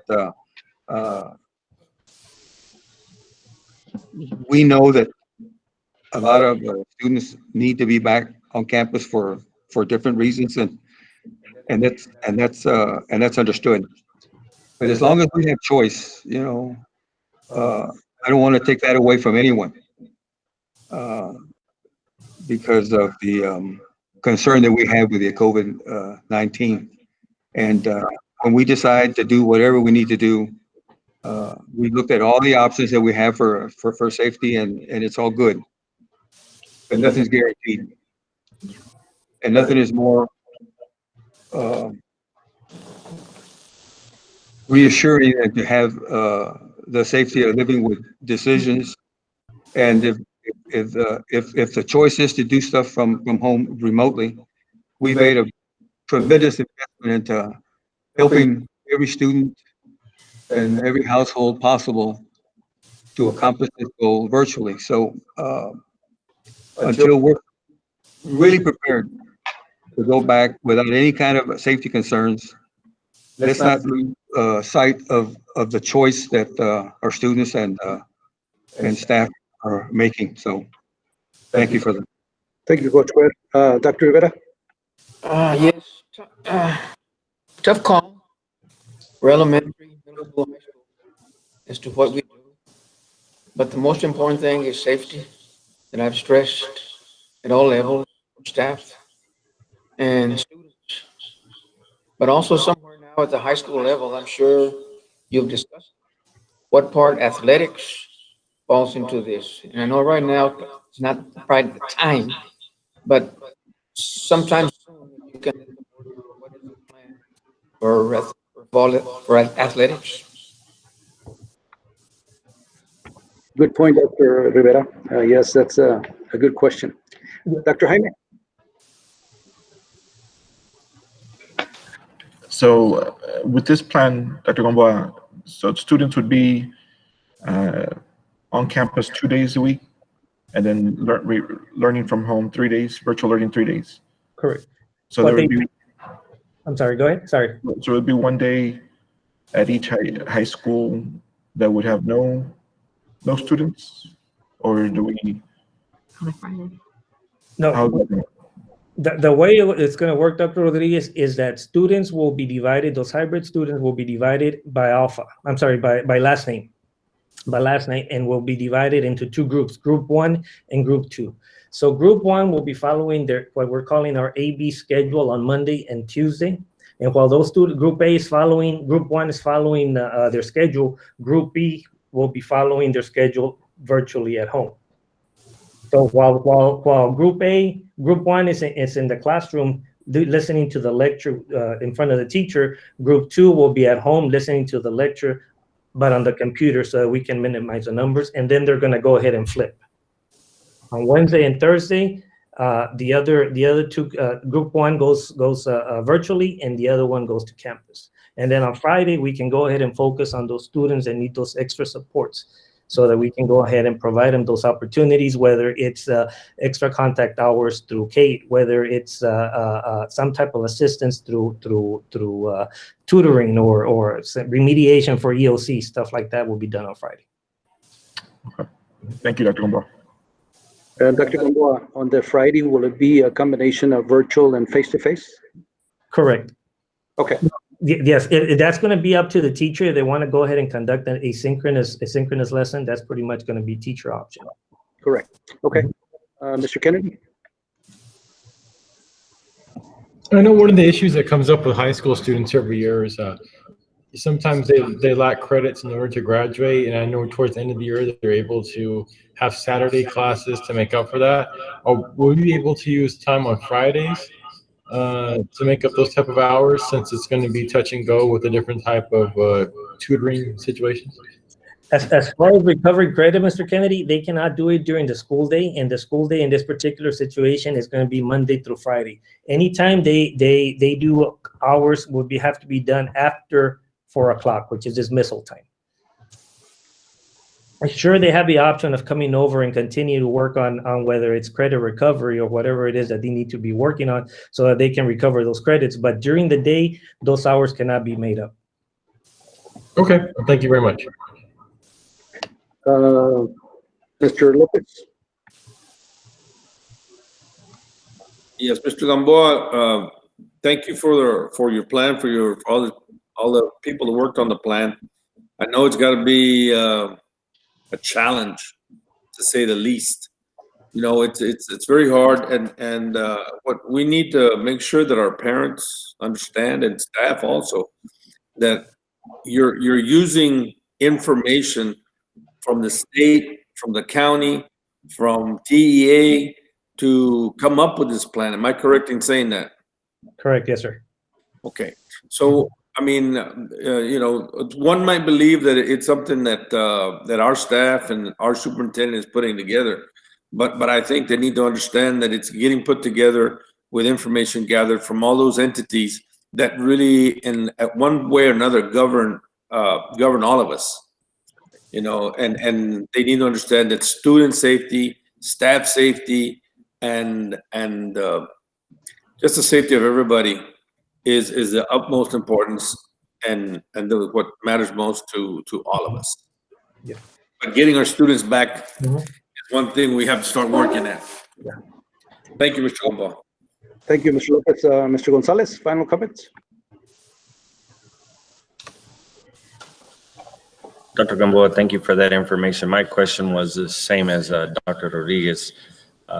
Thank you for clarifying the Group 1 and Group 2. Again, you know, it's our scary times for all of us. And I thank you, and I know the rest of the board members as well, for all of y'all going out of your way to really ensure that our kids are learning. And so for that, I'm very grateful. So thank you again. And this looks like a good plan.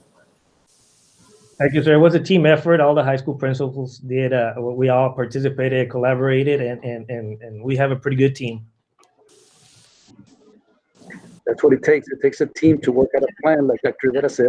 It takes a team to work the perfect plan to make sure that we are following guidelines, and we have, like Mr. Gonzalez mentioned, and Dr. Jaime, safety protocols, follow all those CDC guidelines to make sure that all students and staff are safe. Dr. Morales.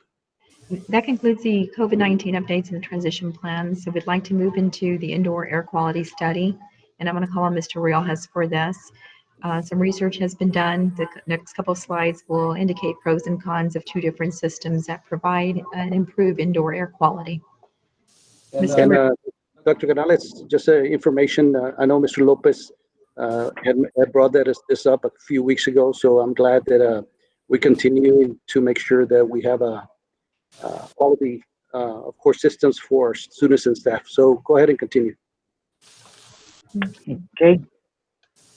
Thank you, Dr. Canales, Mr. Nieto, our board president, and members of the board. So yes, as mentioned, this is a very important, another added blanket of security for our facilities in this indoor air quality improvement options that we have here. So Mr. Americo Garza and I prepared a couple of slides to go over some key points from the slides and also some cost methodology towards the end. So at this point, I'm going to allow Mr. Americo Garza to come on in and go through the presentation. Mr. Americo, you there? Yes, I am, Coach. Can everybody hear me? Yes, sir. Thank you. Good evening, Coach Nieto, members of the board, Dr. Canales. I'm going to be presenting, I guess I should say, and continuing with the ensuring the safety and well-being of our students as we transition them back, and our staff as well, to our schools. We're looking at a couple of technologies to ensure that the air circulated in the space, indoor space, by our air conditioning systems is disinfected. And these two technologies are ultraviolet lighting and what's called bipolar ionization. Now, before I continue, I'd like to first state that the information that is presented here has been sourced from the American Society of Heating, Refrigerating, and Air Conditioning Engineers, the Centers for Disease Control, the Food and Drug Administration, the EPA, Environmental Protection Agency, and the National Institute of Health. With that, I'll start with the ultraviolet lighting. So it's technology that has been around for over a decade. Late 1800s, the use of the technology started being used to disinfect water. And the 1930s, they started using the first UV light to disinfect a surgery room at the Duke University Hospital. And they saw how this technology was very effective at disinfecting the surgery room, so they started implementing it throughout the country. It kills microbes by damaging their DNA. And there's three types of UV bands. The most effective being UVC, which is at the bottom there, that bullet at the bottom. And specifically, the wavelength is 254 nanometers, which is the target that is most efficient and effective at disinfecting surfaces and the air as well. UV lighting exposure is very harmful, so that is something that we need to keep in mind. So we want to make sure that there's no exposure to anyone of the UV light. So that's why the intent is to install it inside the air conditioning cabinets, if you will. Next slide, please, Dr. Canales. The second technology we're looking at is bipolar ionization. So according to the Centers for Disease Control, this is a relatively and fairly new technology, and it's got a less or a relatively newer or less documented track record at disinfecting air within HVAC systems, and so they call this emerging technology for that reason. The American Society of Heating, Refrigerating, and Air Conditioning Engineers does not offer a position on the technology currently, but they did reach out to the CDC for an opinion, and so the CDC also, while not endorsing it, they do state that reports show that it's an effective technology and that the initial and safety concerns with the technology have been addressed according to reports. But as with everything, they do encourage consumers to research and make sure that we exercise caution with all considered emerging technology, which is what we've done here. These systems work by the use of reactive ions, which react with airborne organisms, rendering them inactive or killing them. These ions include radicals, which is the hydroxyl radical, superoxide anions, and reactive oxygen species. There's a little bit of chemistry there for you, but essentially, these reactive ions or free radicals have their place and function in the human body when they're maintained at a low to moderate concentrations. However, in excessive amounts, they can be toxic to the human cells and cause cancer. And so essentially, that's when the medical professionals start encouraging people to have a better diet and so forth. So there's the concern. Systems utilizing this technology may produce ozone as well. So for that, that's one of the issues early on with this technology that the CDC is stating that they've already addressed. And so the underwriters laboratory have to certify the systems as non-ozone producing. So as long as that certification is there, they should not produce any ozone. Ozone causes adverse health effects when inhaled, according to the Environmental Protection Agency. And again, as I mentioned before, the CDC does state that the technology may work as advertised, but it does advise consumers to research the technology. Next slide, Dr. Canales. So pros and cons on both technologies, and I'll go through these quickly. The UVC lighting pros, it doesn't produce ozone, disinfects the air, maintains air conditioning coils clean, and assists in the reduction and prevention of illness. The cons for that, disadvantages of this technology is the exposure to it is hazardous. So specialized personal protective equipment must be used when handling this technology. And then there's a specialized disposal of lamps required, which is a cost. And also the lamps for these fixtures have to be replaced on an annual basis. So there's an additional cost as well. The major concern right now is that the current availability of this technology is very difficult to obtain. So we have tried, and we have asked our vendors for this fixtures, and they keep telling us that they're unavailable, they're on back order. So essentially, it's been all sold out and behind the curve on production. On bipolar ionization, the pros, it does not produce ozone, provided that it's UL listed, as I mentioned before, or certified. Disinfects the air as well, maintains HVAC coils, air conditioning coils clean, and also assists in the reduction or prevention of illness. It does have a long life, and so the claims that up to 10 years, maybe longer than that. There's minimal maintenance required, and I say minimal because the one of the concerns with it may be, dirt or debris as it is installed in the air conditioning that may require that we clean up the device. And so the other one is it does have the potential for VOC or volatile organic compound reduction. And the VOCs is anything from off-gassing of new furniture. So if you smell new furniture, a new sofa, a new chair, that is what's considered a VOC, which is can be a potential allergen. The cons for bipolar ionization, potential for ozone production, as I mentioned before, unless it's UL certified. And I already mentioned that ozone causes respiratory problems. And the use of free radicals, which are known to cause cancer, that's a con. Again, considered an emerging technology. Next slide, Dr. Canales.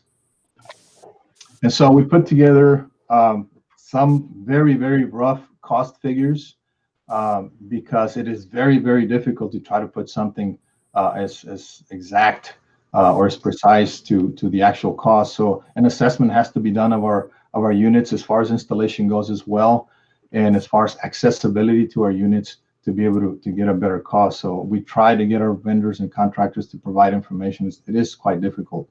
This is just a very rough idea of what we're looking at. And the numbers you see there is only for our 10 elementaries and considering our 4 middle schools and our 2 large high schools.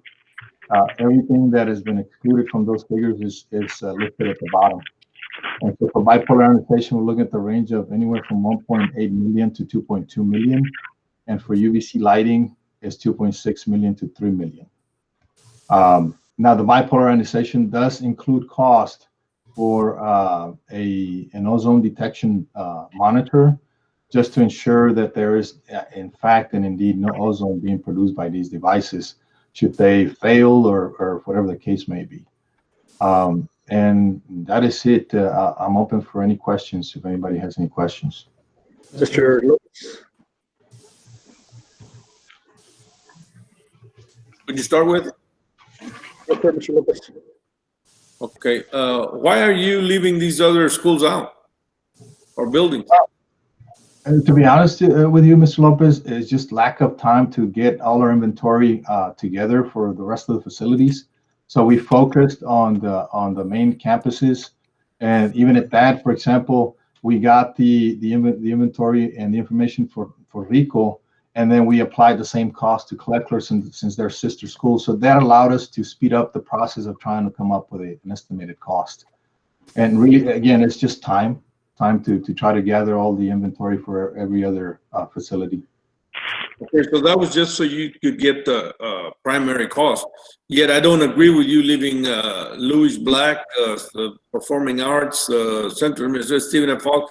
I mean, some of these buildings are occupied, and I don't agree with you not putting it on those maintenance and transportation warehouse. I mean, those people matter also. So you need to put it on all buildings where staff or students are present. Absolutely. So if I may clarify, again, the number is just to give you an idea of where we're at as far as cost, but we are working towards including every other building to get a better idea of the cost, right? The total cost for the district, right? Okay. Yes, so Mr. Lopez, that's included in the project, but they're not included in the cost as of right now. Absolutely, yes. So we're covering the entire district, and eventually we'll get all that incorporated into a cost. Yes. Okay. That's all I have for right now. Good concern, Mr. Lopez. Dr. Rivera. Looks like a very good project, what you're doing. And I just want to make sure Andres has a plan to be able to pay for all of this. At this time, we don't have any funding for it specifically, but we'll have to take it from fund balance and continue with our looking into the maintenance tax notes. We just got some information today on some amount that we can borrow for the other projects that we had listed. This could be something that we could add to the list for the loans we will need to borrow. Thank you, Mr. Sanchez, and thank you, Dr. Rivera. Mr. Gonzalez, Andrew. Medical, thank you. Coach, thank you very much for the information. I mean, I think we would all agree that, you know, we do have staff and all those other buildings that are left out in just in this initial quote. So unless, you know, if we were to leave anything out, you know, I don't foresee any of us here agreeing to that. So, you know, I know it was time of the essence. So, you know, as soon as y'all can get it back to us so that we can look into it further. Thank you, Mr. Kennedy. Based on the presentation, I'm leaning towards pursuing the UVC lighting option. When you mentioned the free radicals causing cancer by the bipolar ionization, that kind of puts me off thinking that all that stuff can be circulated in the air and exposing children and staff. So I know it's a little more costly, but I think UVC lighting is maybe the way to go, but I'd like to see more information on it if I could. And I appreciate you putting together all that information that you did this evening. Thank you, Mr. Kennedy. Absolutely. Dr. Jaime. Medico, thank you for the presentation. You know, it's a lot of good information here. And quick question, what would be the time frame in something like this? You know, I mean, that's, you know, it seems like every time we approve a project, it takes a while before it finally gets to completion date. What would you see realistically, Americo or Coach, realistically, if something like this were to get approved? Well, at this time, Dr. Rodriguez, it is very difficult to say, again, not having anyone assess our systems. And one of the things that they did mention is that we need to look at what you got, or they did tell me, we need to look at what you have over there so we know how we're going to approach it as far as accessibility to the systems, and as far as installation within the cabinet. So I really don't have that information right now, but I'm going to try to get that for you and include it on the update and see if I get a better idea of the time frame. Thank you. Coach Cuellar, final comments? Yeah, you go back to the part that you were giving us the pros and cons.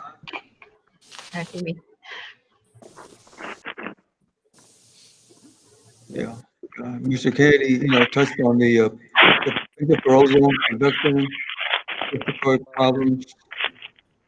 Shit, I'm gonna be. Whatever we need to do, to the plan that works best, but let's avoid those things that are going to be problematic, because we don't need that. But you put together a great presentation, and it's a good thing you put that in there, because we need to be aware of that and pay very close attention to the things that we don't want to be problematic.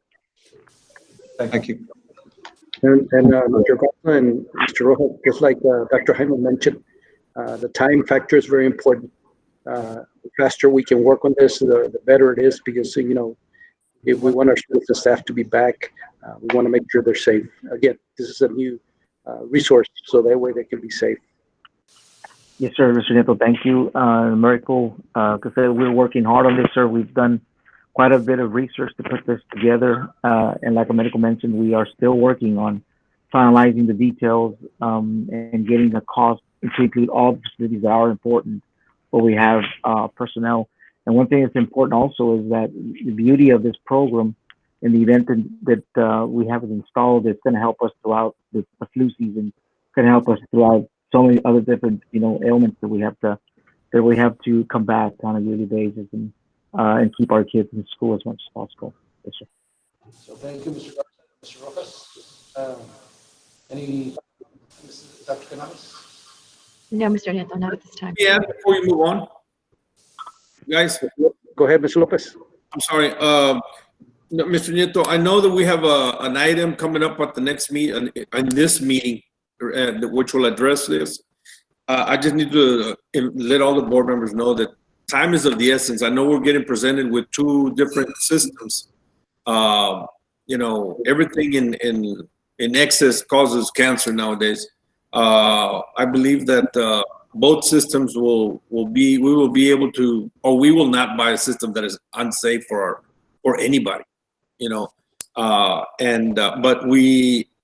time is of the essence, and I think that we will have to allow our staff to find the fastest thing that we can install of these two systems, and I think that's going to play a big part. Instead of just saying one, we need to try and say, get us what you can, the faster. And Andres, you've done such a good job in keeping us in good spirit with the money. I'm not concerned that you will not be able to take care of us on this. Good point, Mr. Lopez. Like this, like I mentioned before, Dr. Jaime mentioned that also, the time factor, very important. So, Yes. Dr. Canales, let's continue with the third part, which is insurance. This is insurance, Mr. De La Rosa. Yes, I'm still here. Good, and again, board, Dr. Canales. So we've reached the end of our fiscal year, our 1920 fiscal year for our self-funded employee benefit program. So I'll go ahead and go through it briefly. Last year, we paid approximately $11.5 million in medical claims. This year, it was approximately $8.3 million. Last year, for prescription drug costs, the district paid approximately $4.5 million versus this year at 5.6. That's an increase of $1.1 million. Fixed costs, again, last year, just a little over $3 million versus this year, approximately $2.6 million. It's a decrease of approximately $436,000. So tax, title, and license, as they say, we're all in it. Last year is at 19.1, 16.5, which is a decrease of $2.5 million, or approximately 15% decrease over last year. Included in the total claims is they are net of the $1.8 million that we have received in individual stop loss reimbursements. So we had so we've had good years, we've had bad years. 1920 was a good year for our health insurance program. 2020, right? 1920, yes. Oh, 1920. Dr. Yeah. Any comments on this one? Just a big savings of 15% total. Good job to you and staff. Awesome. Thank you, sir. Continue, Mike. Next slide, please, Dr. Canales. So this is our self-funded workers' compensation program. Again, we operate on a fiscal year, so the 1920 fiscal year came to an end. So last year, for the 18-19 plan year, we had 105 claims. For 1920, we had 70 claims.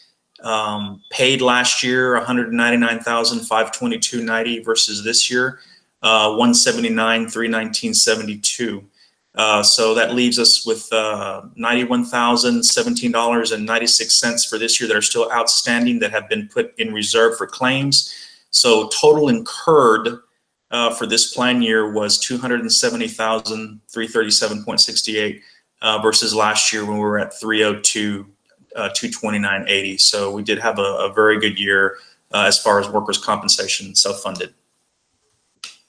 Mr. Gonzalez, since you're involved with insurance, any comments?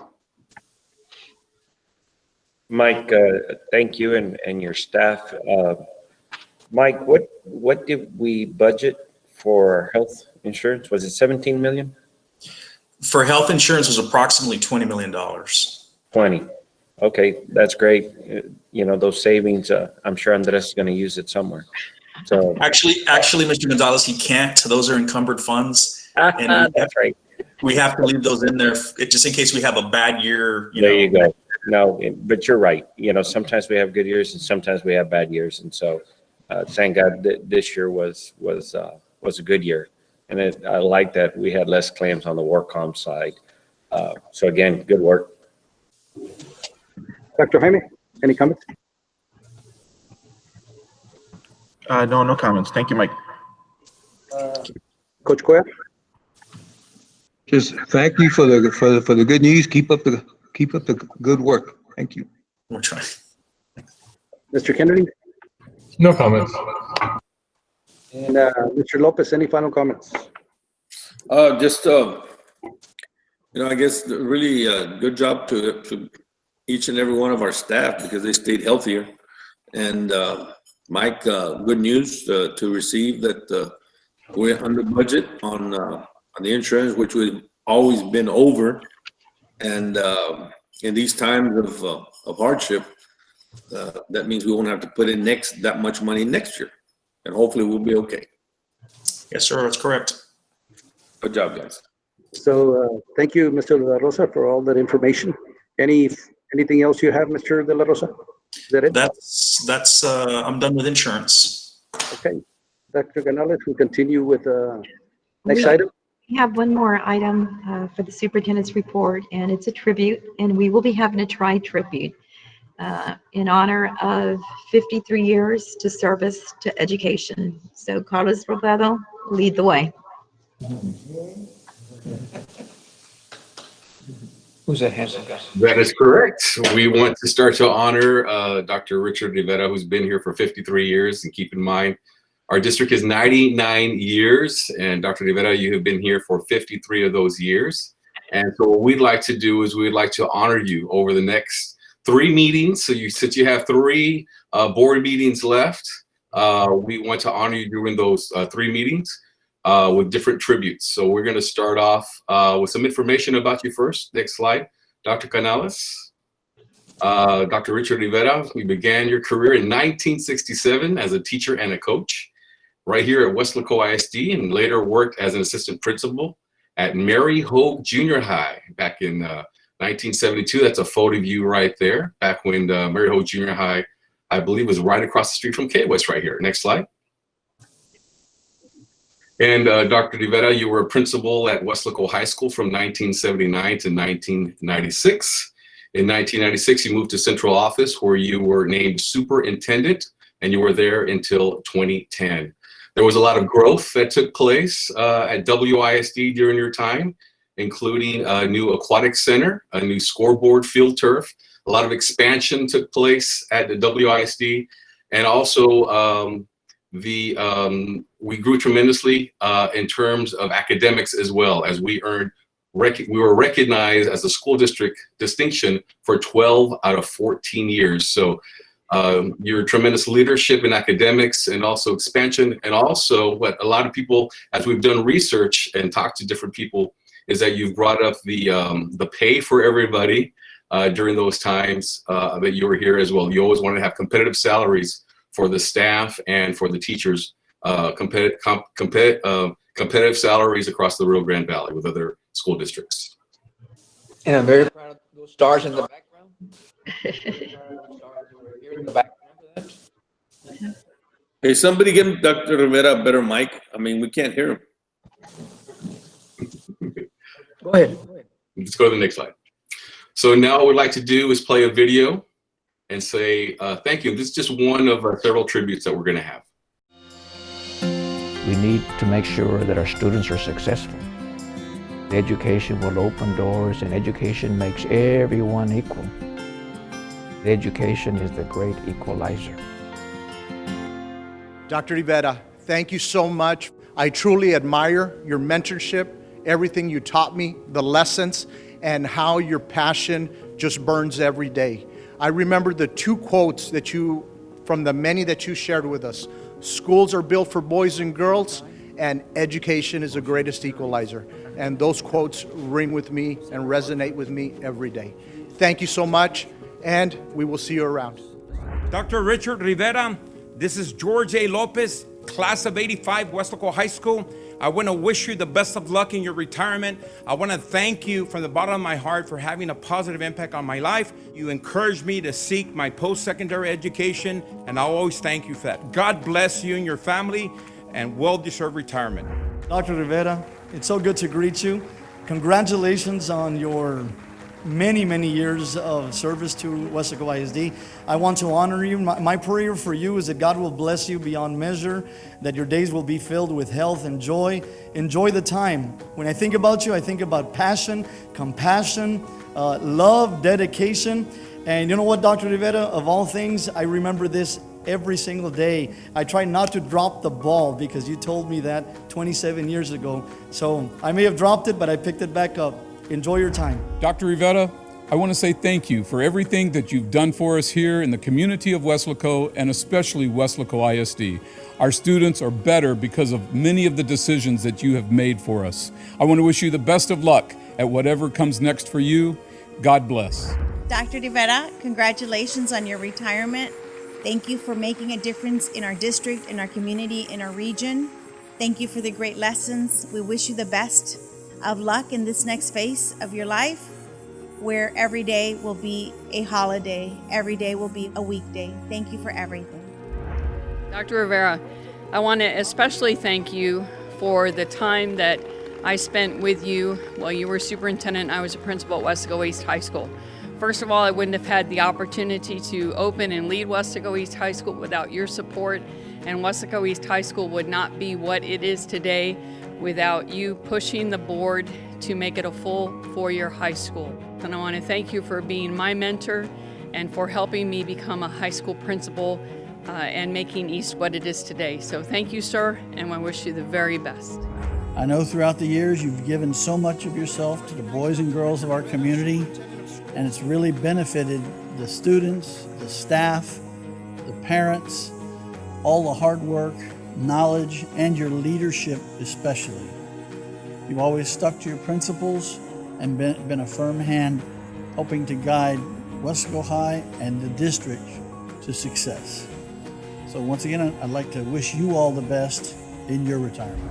Dr. Rivera hired me, and I started my career at Weslaco ISD under his guidance, under his supervision, and since then he has been a mentor to me, and he has guided me throughout my career at Weslaco ISD. So I appreciate that, sir. I wish you all of the best. I wish you good health, and enjoy your retirement, sir. God bless you. Dr. Rivera, I just want to say thank you, sir, for your many years of service, for your commitment to Weslaco ISD. And I want to just congratulate you on your retirement. And I wish you the very best retirement, and wish that you enjoy it with your family and friends. Dr. Rivera, I want to thank you because you gave me the opportunity when I first came to Weslaco, and you asked me if I could come to Weslaco High School to teach ESL. That was about 25 years ago. And I just want to say thank you for always taking care of your employees. So again, we love you, you take care, and we hope to continue seeing you. Dr. Rivera, thank you. Thank you for all your years of dedication to Weslaco ISD. Thank you for everything that you have done for all our students, for our parents, for the community, and of course for your staff. Personally, I'd like to thank you for what you've done for me, helped me along in my career, and taught me. Whether you knew it or not, I was always learning from you. So thank you again. Dr. Rivera, I appreciate having worked with you. I still use today some of the concepts I learned working with you. Thank you very much. Dr. Rivera, a lot of people ask me, what is the key to success over at KWES? And I tell them the key to success is that we get support from the school board and we get support from the superintendent. You helped build KWES to what it is now today. You helped expand KWES. And now you can retire, leaving a legacy here behind at WISD, and we're going to protect that legacy and help build on that legacy. Because like you always say, our kids here at WISD, the kids deserve the very best. 17 years ago, I was hired by Dr. Rivera as the Sam Houston Elementary Facilitator. I will be forever grateful. Thank you for your service to our kids, to our community. You are appreciated. I will always remember Dr. Rivera as someone who had a great memory. Dr. Rivera, for someone who has dedicated so much of his life to the excellence of educating children, this retirement is well-deserved. Best of luck, Dr. Rivera. Congratulations, Dr. Rivera, on a long, successful career. We wish you well, and I thank you for your mentorship. I thank you for your leadership. Have a great retirement. Congratulations, Dr. Rivera, on your retirement. I just want to thank you for everything that you've done for all the students and staff members here at Weslaco ISD. Dr. Rivera, I want to wish you a happy retirement. Thank you to all your service at WISD. I'll always remember one of your famous quotes, be firm, fair, and consistent. Happy retirement. Dr. Rivera, I just want to thank you for all of your years of service at Weslaco ISD. You're a true example of someone with passion, dedication, and a lot of perseverance. I thank you very much for all of your service, and I want to wish you the best retirement. Enjoy and have fun. Dr. Rivera, I want to thank you for all your many, many years of service to Weslaco ISD with the ganas and the fire in your eyes. Dr. Rivera, on behalf of Weslaco East High School staff and students, we would like to wish you a very happy retirement and want to thank you for the many years of service that you have provided this community. I know some of the things that you're going to be doing are going to be difficult, but they're not going to be impossible. Dr. Rivera, on behalf of Dr. Montecuya Middle School and my family, we'd like to thank you for all your support and generosity throughout the years. Wish you the luck and wish you the best, and your passion for this district is second to none. Thank you. Dr. Rivera, I want to thank you for your guidance, support, and great leadership throughout the years. I wish you nothing but the best in your retirement. Congratulations. Dr. Rivera, I have known you my entire life, and you have always been a great supporter of me and my family in our educational careers. And as a board member, you have done nothing but support South Palm Gardens High School. I appreciate everything you've done. I wish you nothing but the best. Dr. Rivera, in 1997, you named an awfully young administrative team to open B. Garza Intermediate School. Personally, 5 years later, you named me principal at B. Garza Middle School. Thank you for your trust and belief. On behalf of the community, we wish you well in your retirement. Godspeed. Dr. Rivera, happy retirement, sir. We are so grateful for the many years of service, and we're so grateful for all you did for all of us staff at Weslaco High School and the district. Most importantly, for all the lives that you touched, all the students, including me, class of 1989. Congratulations, sir. What I remember most about Dr. Rivera is him coming into our campus on a regular basis. He always shook the kids' hands and the teachers' hands. Also, he provided us with these posters, and the message he was giving us is don't ever give up. So I do want to wish him the very best on his retirement. Mr. Rivera, thank you for all of your years of service. Central Middle School is very, very grateful to have had you as a leader here in this district. We wish you nothing but the best. Enjoy your retirement. And again, thank you for all your guidance and support. God bless. Dr. Rivera, 53 years of education. Wow. Thank you for always supporting us and guiding us with the fire in your eyes and the ganas from within. God bless you and have a wonderful retirement. Dr. Rivera, we thank you for your dedication and commitment to Weslaco ISD. You are someone I will never forget due to your leadership and determination to achieve our goals. Some words that will always stay with me is be firm, be fair, and be consistent. Thank you for your guidance. You will truly be missed. Dr. Rivera, thank you for this many years of service that you've given us to Weslaco ISD. Thank you for always making our students, staff, and parents feel valued, known, and inspired. I hope you rest up during this new chapter in your life. Dr. Rivera, I want to wish you the best in your retirement, and I want to thank you for serving Weslaco ISD. They've been awesome to have you this long, and I always remember that you always taught us that education is the great equalizer for everyone. Thank you again. Dr. Rivera, we want to wish you the very best in this new chapter of your life. Thank you for 53 amazing years in education. We love you. May God bless you always, Dr. Rivera, and you will always be in our hearts. Thank you.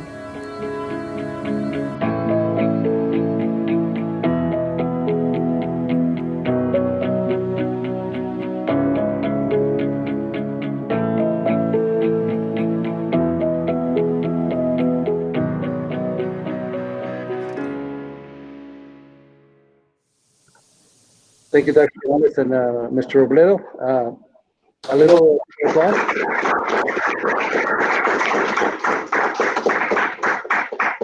Any final comments, Dr. Rivera? That was awesome. Going back 53 years and so many memories, so many good memories. And I'm just grateful. You know, a leader, whether it's a principal, superintendent, you have to have the staff with you. And it was all a team effort. Everyone working together for Weslaco ISD. And the most important person, I think someone mentioned it, are the boys and girls of this school district. They're the reasons we're here. And I've been touched and blessed by so many of you, and all the ones in this boardroom. I was either your principal, your superintendent, or your teacher, or someone. Mr. Nieto, I remember my first year, 1967. He was in the 7th grade, and I was his coach in the 7th grade. And look where he is now, very, very successful. And then all of you here, again, either your teacher or your principal. I'm just grateful God has blessed. Thank you again to everyone. Appreciate it. Thank you, Dr. Canales, of course. And board members, I'll give you an opportunity later on. This is only the first part. We still got to continue with the board meeting, but in the next couple of board meetings, I will ask you to speak and say a few words on behalf of Dr. Rivera. Okay? So, Dr. Rivera, congratulations again on 53 years. Thank you. And we have a couple of more coming up. Thank you. All right. Dr. Canales, we will continue with item 10, which is the consent agenda. I'll give you a minute or two to look at the consent agenda and discuss or select any that you might want to pull. Let's see. Go ahead.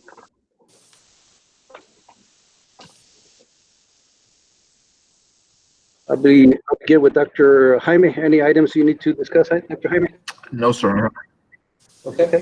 Mr. Kennedy? No, sir. Mr. Lopez? Yes. I just want to say honorary lifetime board member for Dr. Rivera. Other than that, that's all. Nothing to pull. Okay. Mr. Gonzalez? I'm good. Coach Cuellar? I'm good. Dr. Rivera? Okay. All right. So no items discussed. I make a motion to approve the consent agenda. Second. So we have a motion by Mr. Kennedy, a second by Mr. Gonzalez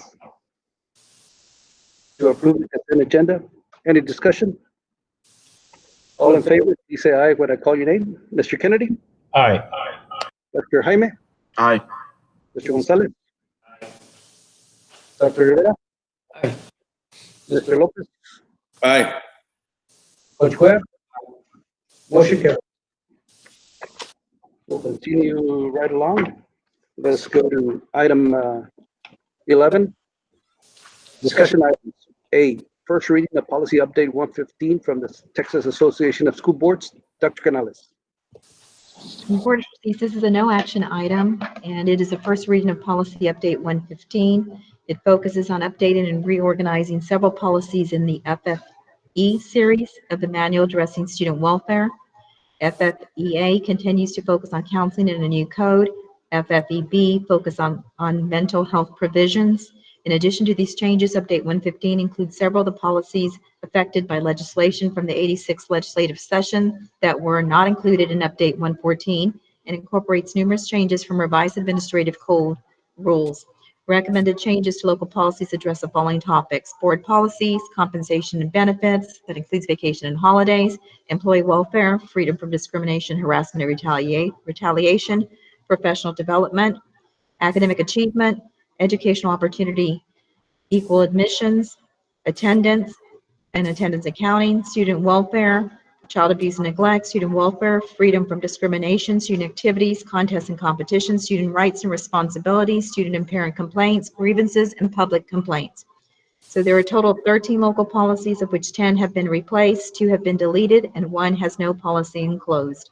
We do have Dr. Garcia available if you should have any questions or want more information about the policies.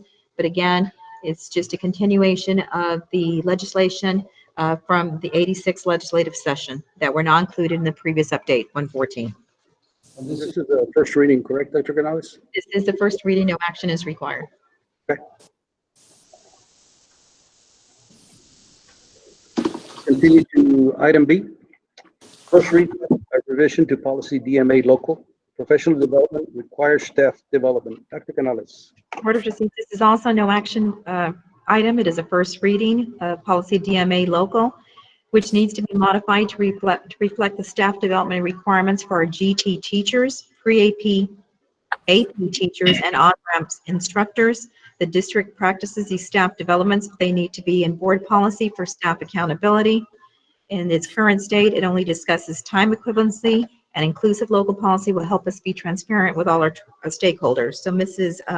Samantha Fritz is available if you have any questions about this one. Again, it's a first reading, no action. Any comments by any board member? Dr. Rivera? No. Okay. Anybody else? No. All right. Let's continue to item C. First reading a revision to policy EHBB local special programs, gifted and talented students. Dr. Canales. In Board of Trustees, a no action item. It is a first reading, policy EHBB for local special programs, gifted and talented students. This policy is being modified to reflect the current practices of the gifted and talented referral process for kindergarten identification procedures. The revised Texas State Plan for Gifted and Talented Education requires that all kindergarten students are screened for the GT program.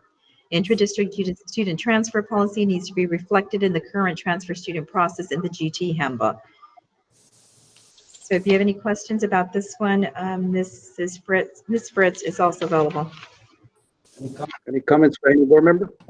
None for me. It's a no action item. So let's continue to item D.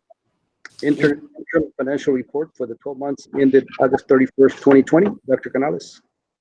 Board of Trustees, this is also no action item, and Mr. Sanchez will highlight some key points on this one.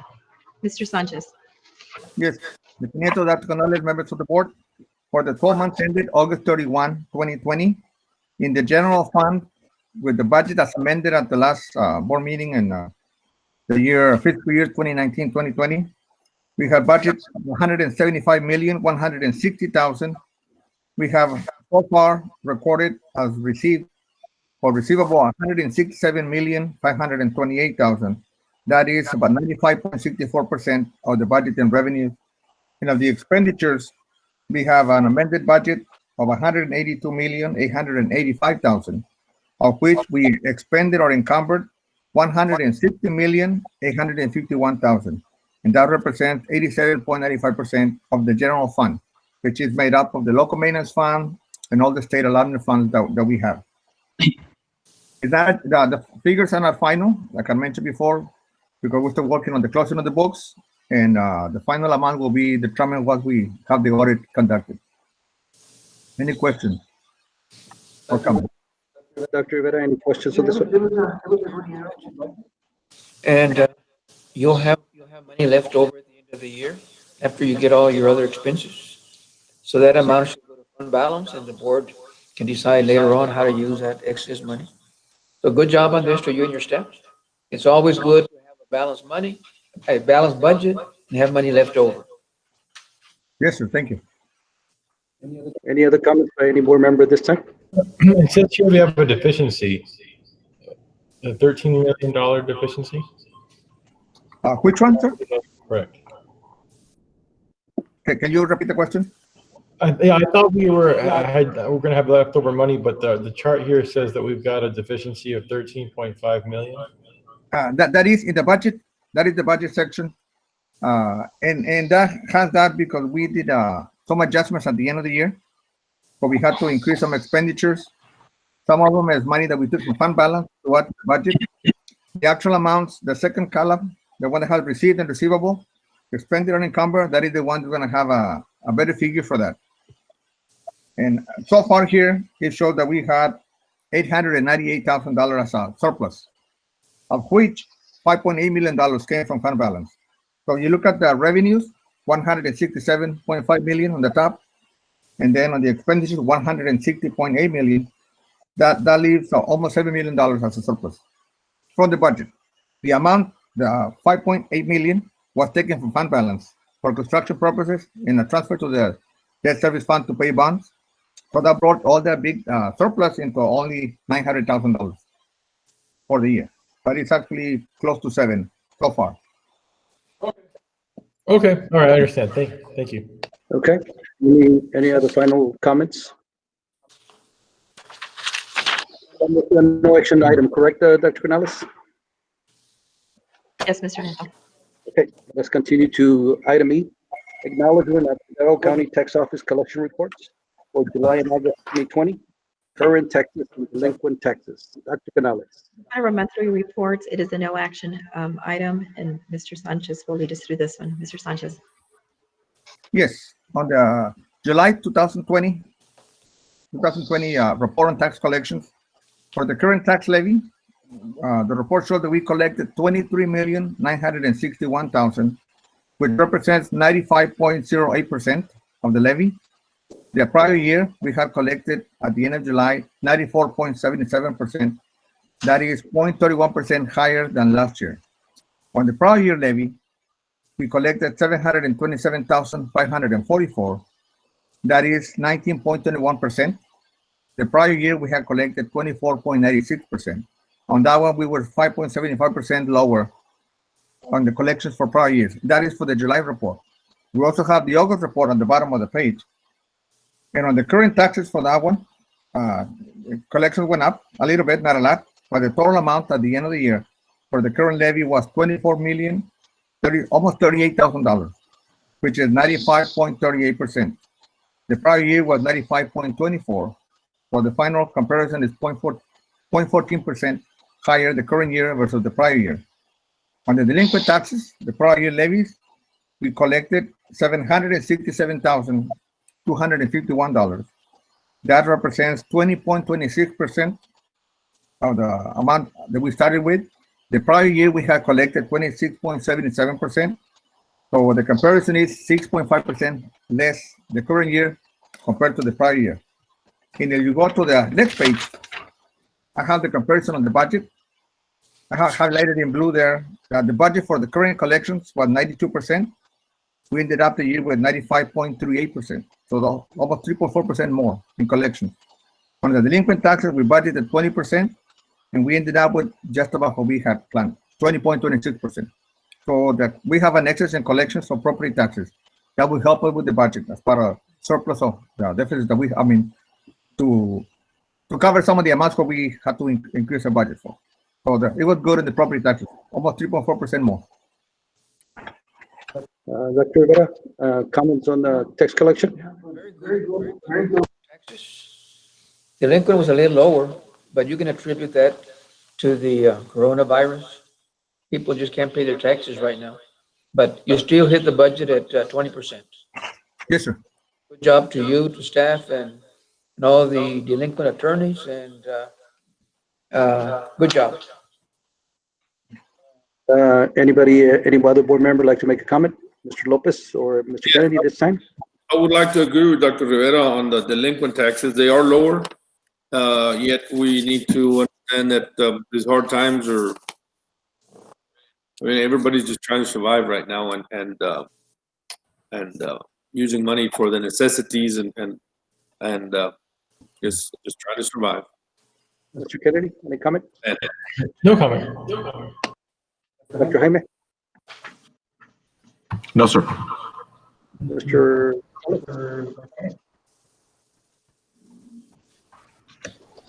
No, sir. None. All right, thank you, Miss, on this important information. We will continue to item 12, discussion and possible action items. We'll begin with item A. Discussion of possible action for the board to approve local policy, DIA, employee welfare, freedom from discrimination, harassment, and retaliation. Dr. Canales? Board of Trustees, we are seeking your approval of this policy, DIA Local Employee Welfare, Freedom from Discrimination, Harassment, and Retaliation. It is in line with the United States Department of Education Title IX final rules. And Mr. Garcia is available if you have any questions about it. I move to approve. Second. The change.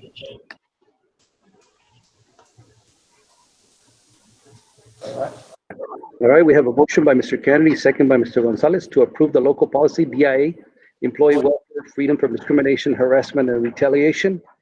Any other discussion?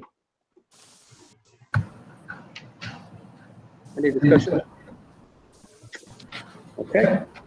All in favor, Mr. Kennedy? Aye.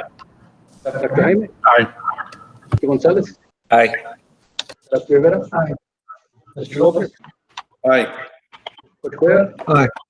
Motion carries. Let's continue to item B.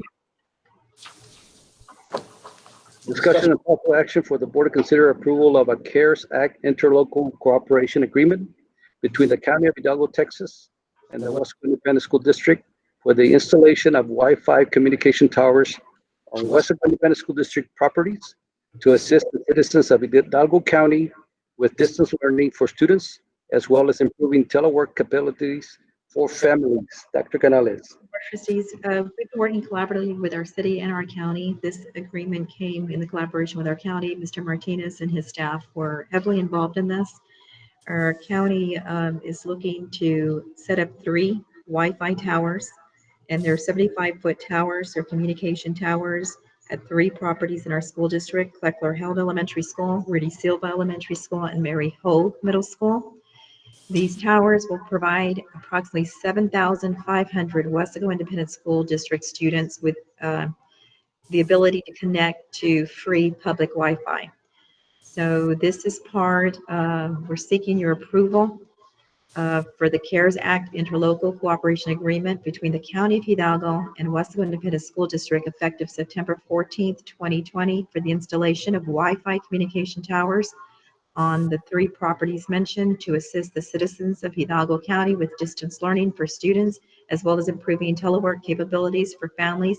And this is subject to legal review. Commissioner Fuentes and his team are the ones who've been collaborating and working on this for some time now. So we're one of several districts that will benefit from this collaboration and this work. Mr. Martinez is available to answer any questions you may have. There's some things that if you do approve, Weslaco ISD is responsible for, like a 10 by 10 foot section of property at those 3 campuses, and also providing electricity with 120 amp electrical circuit to each of the towers, and to install a fence around the base of each tower once the installation is complete, similar to the one that we have here at the admin building. What is your recommendation, Doctor? Martinez is here to answer any questions you may have. I move to approve the interlocal agreement subject to legal review. Second.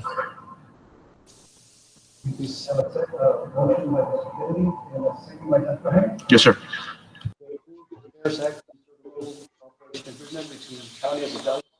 You're muted, Mr. Nieto. My fault. Thank you. We have a motion by Mr. Kennedy, a second by Dr. Jaime, to approve the CARES Act interlocal cooperation agreement between County of Hidalgo and WISD for the installation of Wi-Fi communication towers on WISD district properties. Any discussion? Well needed.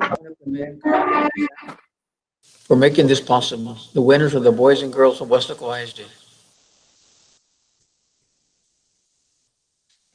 Thank you, Dr. Rivera. Any other comments or discussion?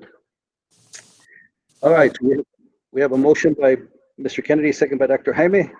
Please say aye when I call out your name. Mr. Kennedy? Aye. Dr. Jaime? Aye. Mr. Gonzalez? Aye. Dr. Rivera? Aye. Mr. Lopez? A definite aye. Coach Goya? Aye. Motion carries.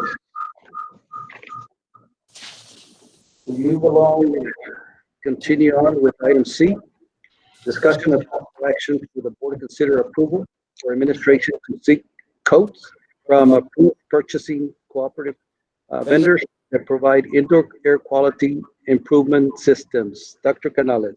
Trustees, as discussed earlier during the Superintendent's Report, the COVID-19 pandemic has raised concerns with the indoor air quality of facilities. Reports of the coronavirus potentially being airborne have prompted us to look at a potential means of disinfecting the air at all of the district's air-conditioned spaces. We are recommending that you approve for administration to seek quotes from approved purchasing cooperative vendors that provide indoor quality improvement systems. And we do have staff here if you should have any questions about this item.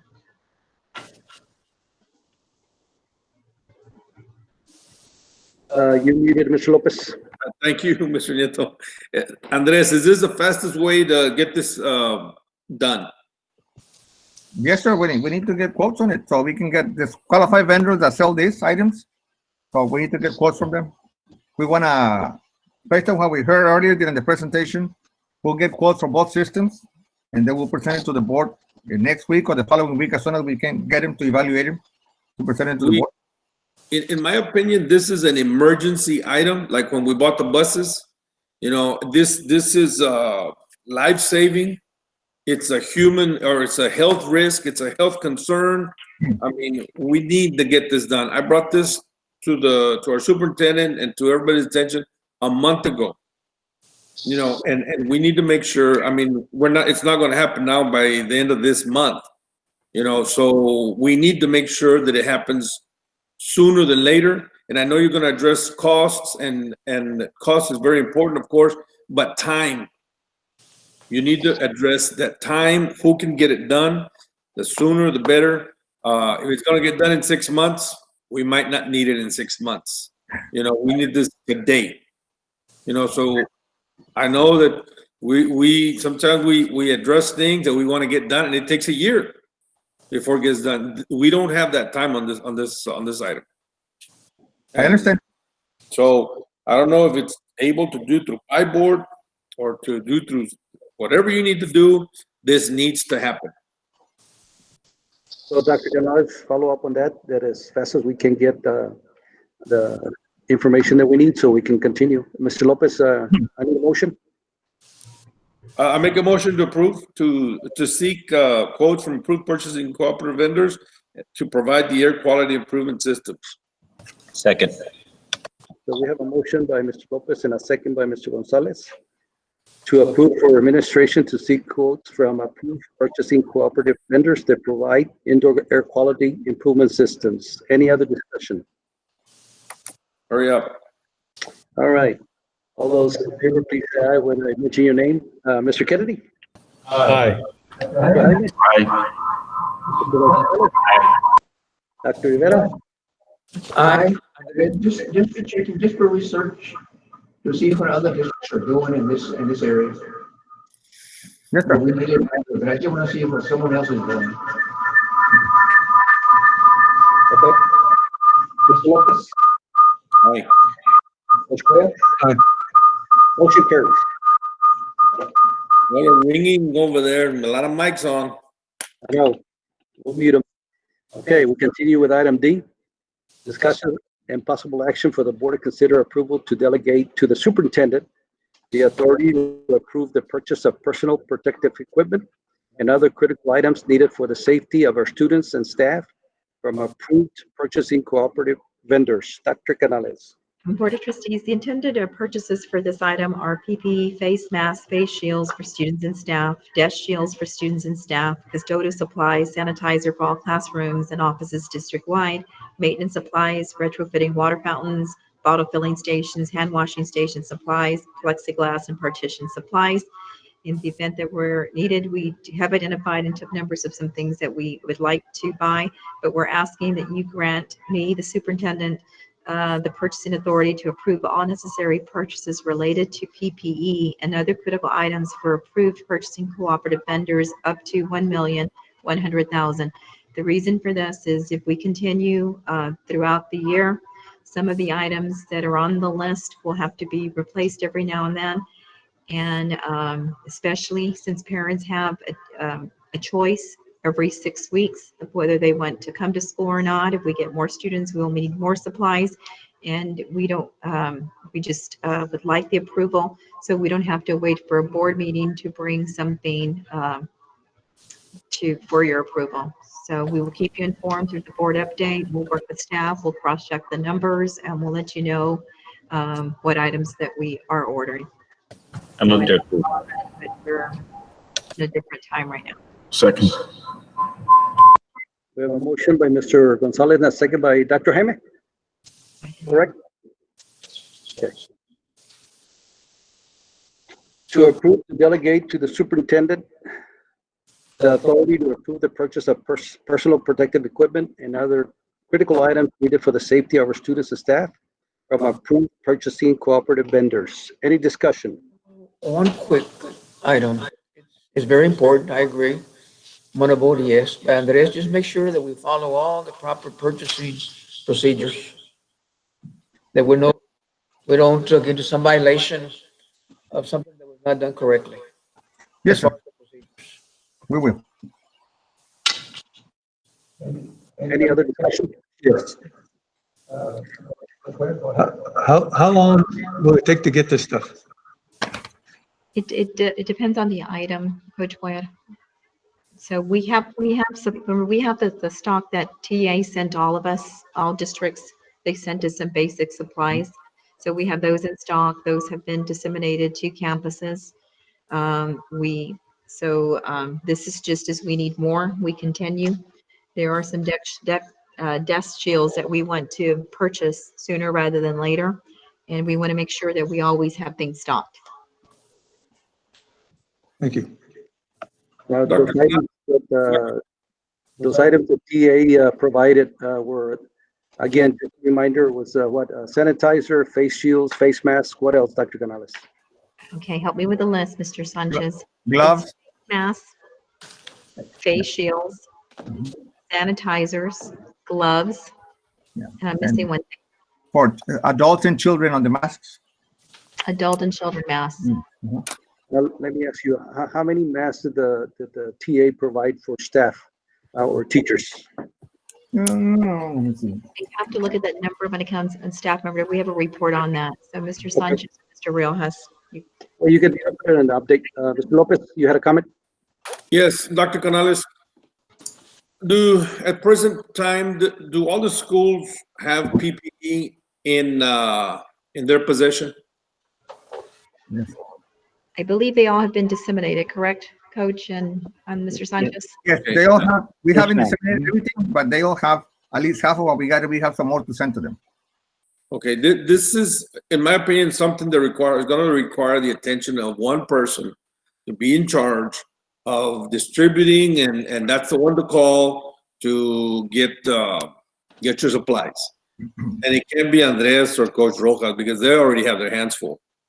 I mean, you need to designate a person that will, and I shouldn't be telling you this how to do your job, but in my opinion, just giving you my opinion that to make things easier on everybody, you need to assign somebody that's what they do.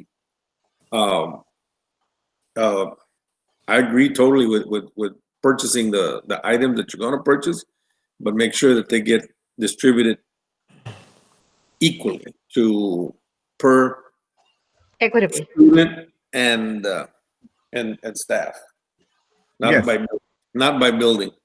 Right. Well. Okay, that's all. Okay. Any other discussion before we take it for a vote? All right. All in favor, please say aye when I call you out your name. Mr. Kennedy? Aye. Dr. Jaime? Aye. Mr. Gonzalez? Aye. Dr. Rivera? Mr. Lopez? Aye. Coach Cuellar? Aye. Motion carried.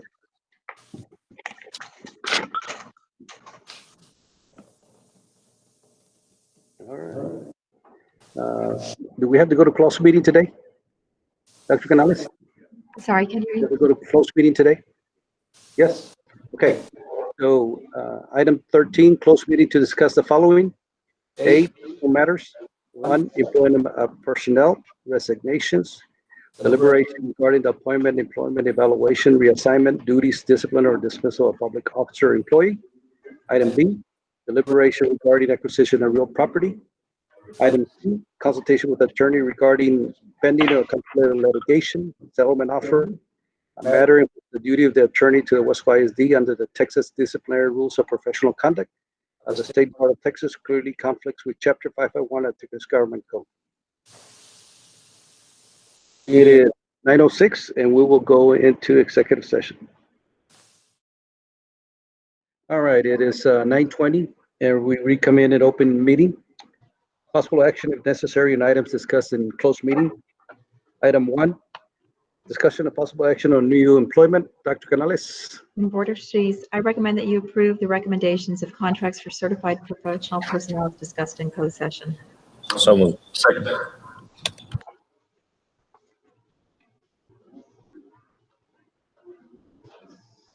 You're muted, Mr. Nieto. Yeah, I know. We have a motion by Mr. Gonzalez, second by Dr. Jaime, to approve new employment as discussed in the executive session. Any discussion? Please say aye when I call out your name. Dr. Jaime? Aye. Mr. Gonzalez? Aye. Mr. Lopez? Aye. Coach Cuellar? Aye. Motion carries. Let the record reflect that Mr. Kennedy and Dr. Rivera left the meeting at 9:07. We'll continue with item 2, discussion and possible action on resignations. Dr. Canale. Board of Trustees, I recommend that you approve the resignations/retirements of certified professional personnel as discussed in closed session. So moved. We have a motion by Mr. Gonzalez and a second by Dr. Jaime to approve resignations as discussed in executive session. Please say aye when I call out your name. Dr. Jaime? Aye. Mr. Gonzalez? Aye. Mr. Lopez? Aye. Coach Cuellar? Aye. Motion carries. Item 3, discussion of possible action on acquisition of real property. That's a no action item, correct, Dr. Canales? Yes, sir. Okay, Adjournment, So moved. 9:21, we are adjourned. Great job, guys. Thank you. Be safe.